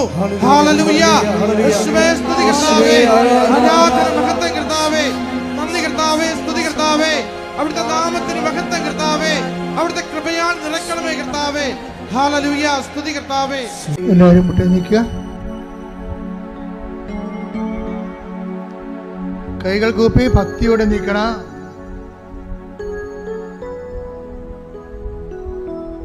വലിയ അഭിഷേകം കൊണ്ട് കർത്താവ് നിങ്ങൾ നിറക്കുന്ന സമയമാണ്. നിങ്ങളുടെ രോഗങ്ങൾ അതെന്ത് തന്നെയായാലും കർത്താവ് ഏറ്റെടുക്കുന്ന സമയമാണ്. നിങ്ങളുടെ ഹൃദയഭാരങ്ങൾ നിങ്ങൾക്ക് എല്ലാവർക്കും കർത്താവിൻ്റെ അടുത്താരെ കയറി ഉശിരോടെ സാക്ഷ്യം പറയാൻ പറ്റുന്ന ഒരു ദിവസം സമ്മാനമായി ദൈവം നിങ്ങൾക്ക് തരും. നമുക്ക് സന്തോഷത്തോടെ അമ്മയുടെ മാധ്യസ്ഥത്തിന് നമ്മളതിനെ സമർപ്പിക്കാം. കർത്താവേ, നിന്റെ വിശുദ്ധ പൗരോഹിത്യത്തെ മഹത്വപ്പെടുത്തണമെന്ന് പ്രാർത്ഥിക്കുന്നു. കർത്താവേ, കർത്താവേ, സഭയിലുള്ള സാന്നിധ്യം പ്രകടമാക്കണമെന്ന് പ്രാർത്ഥിക്കുന്നു. കർത്താവേ, സ്തുതിയുടെ മക്കളെ എന്റെ കർത്താവിന്റെ ഉന്നതമായ നാമത്തിലെ കർത്താവിന്റെ ഓരോ മക്കൾക്കും വേണ്ടി പ്രാർത്ഥിക്കുന്നു. കർത്താവേ, കർത്താവേ, നിന്റെ തിരുമുറ വാർന്ന് വലത് കരം ആണിപ്പെടുത്താറുന്ന അനുഗ്രഹത്തിന്റെ കരങ്ങള്, ആണിപ്പെടുത്താറുന്ന അനുഗ്രഹത്തിന്റെ കരങ്ങള് ഓരോ മകന്റെ മേലും ഓരോ മകളുടെ മേലും കർത്താവെ പതിപ്പിക്കണമെന്ന് പ്രാർത്ഥിക്കുന്നു. കർത്താവേ, കർത്താവേ, സ്വർഗം തുറക്കണമേ. കർത്താവേ, അങ്ങയുടെ പരിശുദ്ധ രക്തത്തിന്റെ വിലയായ പരിശുദ്ധാത്മാവിനാൽ അങ്ങയുടെ മക്കളെ നിറക്കണമെന്ന് പ്രാർത്ഥിക്കുന്നു. കർത്താവേ, അസ്ഥിരോഗികള്, നടുവേദനക്കാര്, ഇടുപ്പല് വേദനയുള്ളവര്, സന്ധിബന്ധങ്ങൾ മരവിപ്പുള്ളവര്, മാംസപേശികളുടെ വേദനയുള്ളവർ, നീർക്കെട്ടലുള്ളവര്, വാതരോഗികള് കർത്താവിന്റെ നാമത്തിൽ സൗഖ്യം പ്രാപിക്കട്ടെ. ഈശോ, ഈശോ, ഈശോ, നിന്റെ വിശുദ്ധ പൗരോഹിത്യത്തെ മഹത്വപ്പെടുത്തണമേ. കണ്ണുനീരോടെയാണ് അവർ വരുന്നത്. ഞാനവരെ ആശ്വസിപ്പിച്ച് പറഞ്ഞേക്കും. എന്നാൽ ചെയ്ത കർത്താവിന്റെ വാക്കുകള് ഇപ്പോൾ നിറവേറട്ടെ, ഇവിടെ നിറവേറട്ടെ. മക്കളില്ലാത്തവര്, സാമ്പത്തിക കടങ്ങളെ പല വലയുന്നവര്, ഭവനരഹിതര്, പഠിക്കുവാൻ നിവൃത്തിയില്ലാത്ത കുഞ്ഞുങ്ങള്, ജോലിയില്ലാത്തവര്, വ്യക്തി നടപടി നേരിടുന്നവര്, നാട്ടിലെ ജോലിക്കും വിദേശ ജോലിക്കും തടസ്സമുള്ളവര്, പാർപ്പിടമില്ലാത്തവര്, തലചായ്ക്കാൻ ഇടമില്ലാത്തവര്, സമാധാനമില്ലാത്തവര്, മാതാപിതാക്കന്മാര്, ഭാര്യ ഭർത്താക്കന്മാര് പിരിച്ചു താമസിക്കുന്നവര്, കർത്താവിന്റെ നാമത്തിൽ മാരകമായ തടസ്സങ്ങള്, ജീവിത ദുരിതങ്ങള് യേശുവിന്റെ നാമത്തിൽ മാറിപ്പോകട്ടെ.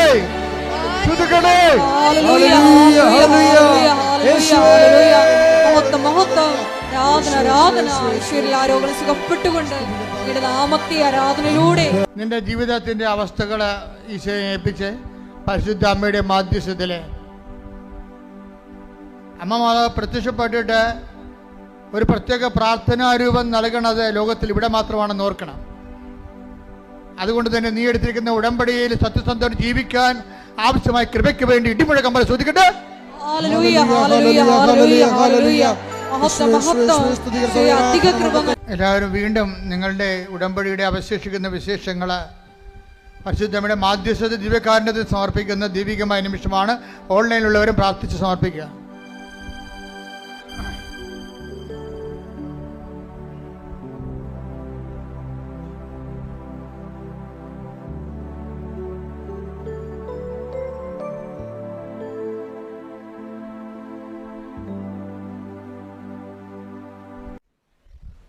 ഒരിക്കൽ കൂടി മരിയനോട് ഉടമ്പടിയിൽ സമർപ്പിച്ചിരിക്കുന്ന എല്ലാ വിഷയങ്ങളും ദൈവമാതാവിൻ്റെ മധ്യസ്ഥയിൽ ദിവ്യകാരുണ്യ സന്നിധിയിൽ സമർപ്പിച്ച് ഒരു നിമിഷം നമുക്ക് മൗനമായിട്ട് പ്രാർത്ഥിക്കാം. ഈശോയെ, ക്രിസ്തു കൈമാറ്റത്തിന്, ഈശോയെ ലോകത്തിന് കൊടുക്കുവാൻ പരിശുദ്ധ അമ്മയെ പോലെ ഞങ്ങളെയും ഈശോയെ തിരഞ്ഞെടുത്ത് അഭിഷേകം ചെയ്യണമേ എന്ന് പ്രാർത്ഥിച്ചുകൊണ്ട് ശിരസ്സ് നമിച്ച് നമുക്ക് ദിവ്യകാരുണ്യനാഥൻ്റെ ആശീർവാദം സ്വീകരിക്കാം.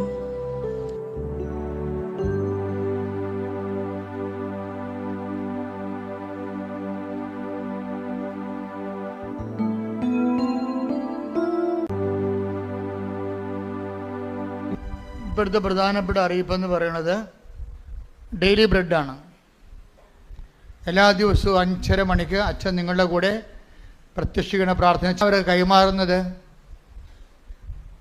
അതുപോലെ തന്നെ ആയിരക്കണക്കിന് മനുഷ്യർ ഷെയർ ചെയ്യുന്നുണ്ട്. എല്ലാ ദിവസവും അത് ചെയ്യണം. നിങ്ങൾ ചിലർ അത് കാത്തിരിക്കുന്നുണ്ട്, നിങ്ങളത് ഷെയർ ചെയ്ത് കിട്ടാൻ വേണ്ടി. അപ്പോൾ വലിയൊരു സുവിശേഷ വേല ചെയ്തുകൊണ്ട് 5:30 മണിക്ക് നമ്മൾ എഴുന്നേൽക്കുകയാണ്. 5:30 മണിക്കുള്ള ആദ്യത്തെ സുവിശേഷ വേലയാണ് ഇതിൻ്റെ സ്റ്റാറ്റസ് ഇടുന്നതും ഇത് ഷെയർ ചെയ്യുന്നത്. വെറും 12 മിനിറ്റേ ഉള്ളൂ. നമ്മുടെ പത്രത്തിൻ്റെ, ഈ പ്രാവശ്യത്തെ പത്രത്തിൻ്റെ, ജനുവരി മാസത്തെ പത്രത്തിൻ്റെ 5-ാം പേജിൽ ഇതിൻ്റെ വിശദാംശങ്ങളുണ്ട്. നിങ്ങൾ പത്രം കൊടുക്കുന്നവർ അത് പറഞ്ഞു കൊടുക്കണം. ഈ പത്രത്തിൻ്റെ 5-ാം പേജിൽ ഡെയിലി ബ്രെഡ് എന്ന വലിയ ശുശ്രൂഷയുണ്ട്. രാവിലെ 5:30 ചെറുക്ക് 5:30 എഴുന്നേക്കാൻ പറ്റത്തില്ലായിരിക്കും, പക്ഷെ പറ്റുന്നവരെല്ലാം എഴുന്നേറ്റ് അപ്പം തന്നെ അത് കൂടുന്നതാണ് എപ്പോഴും നല്ലത്. അപ്പോഴത് 5-ാം പേജ് നിങ്ങളെ പ്രൊമോട്ട് ചെയ്യണം.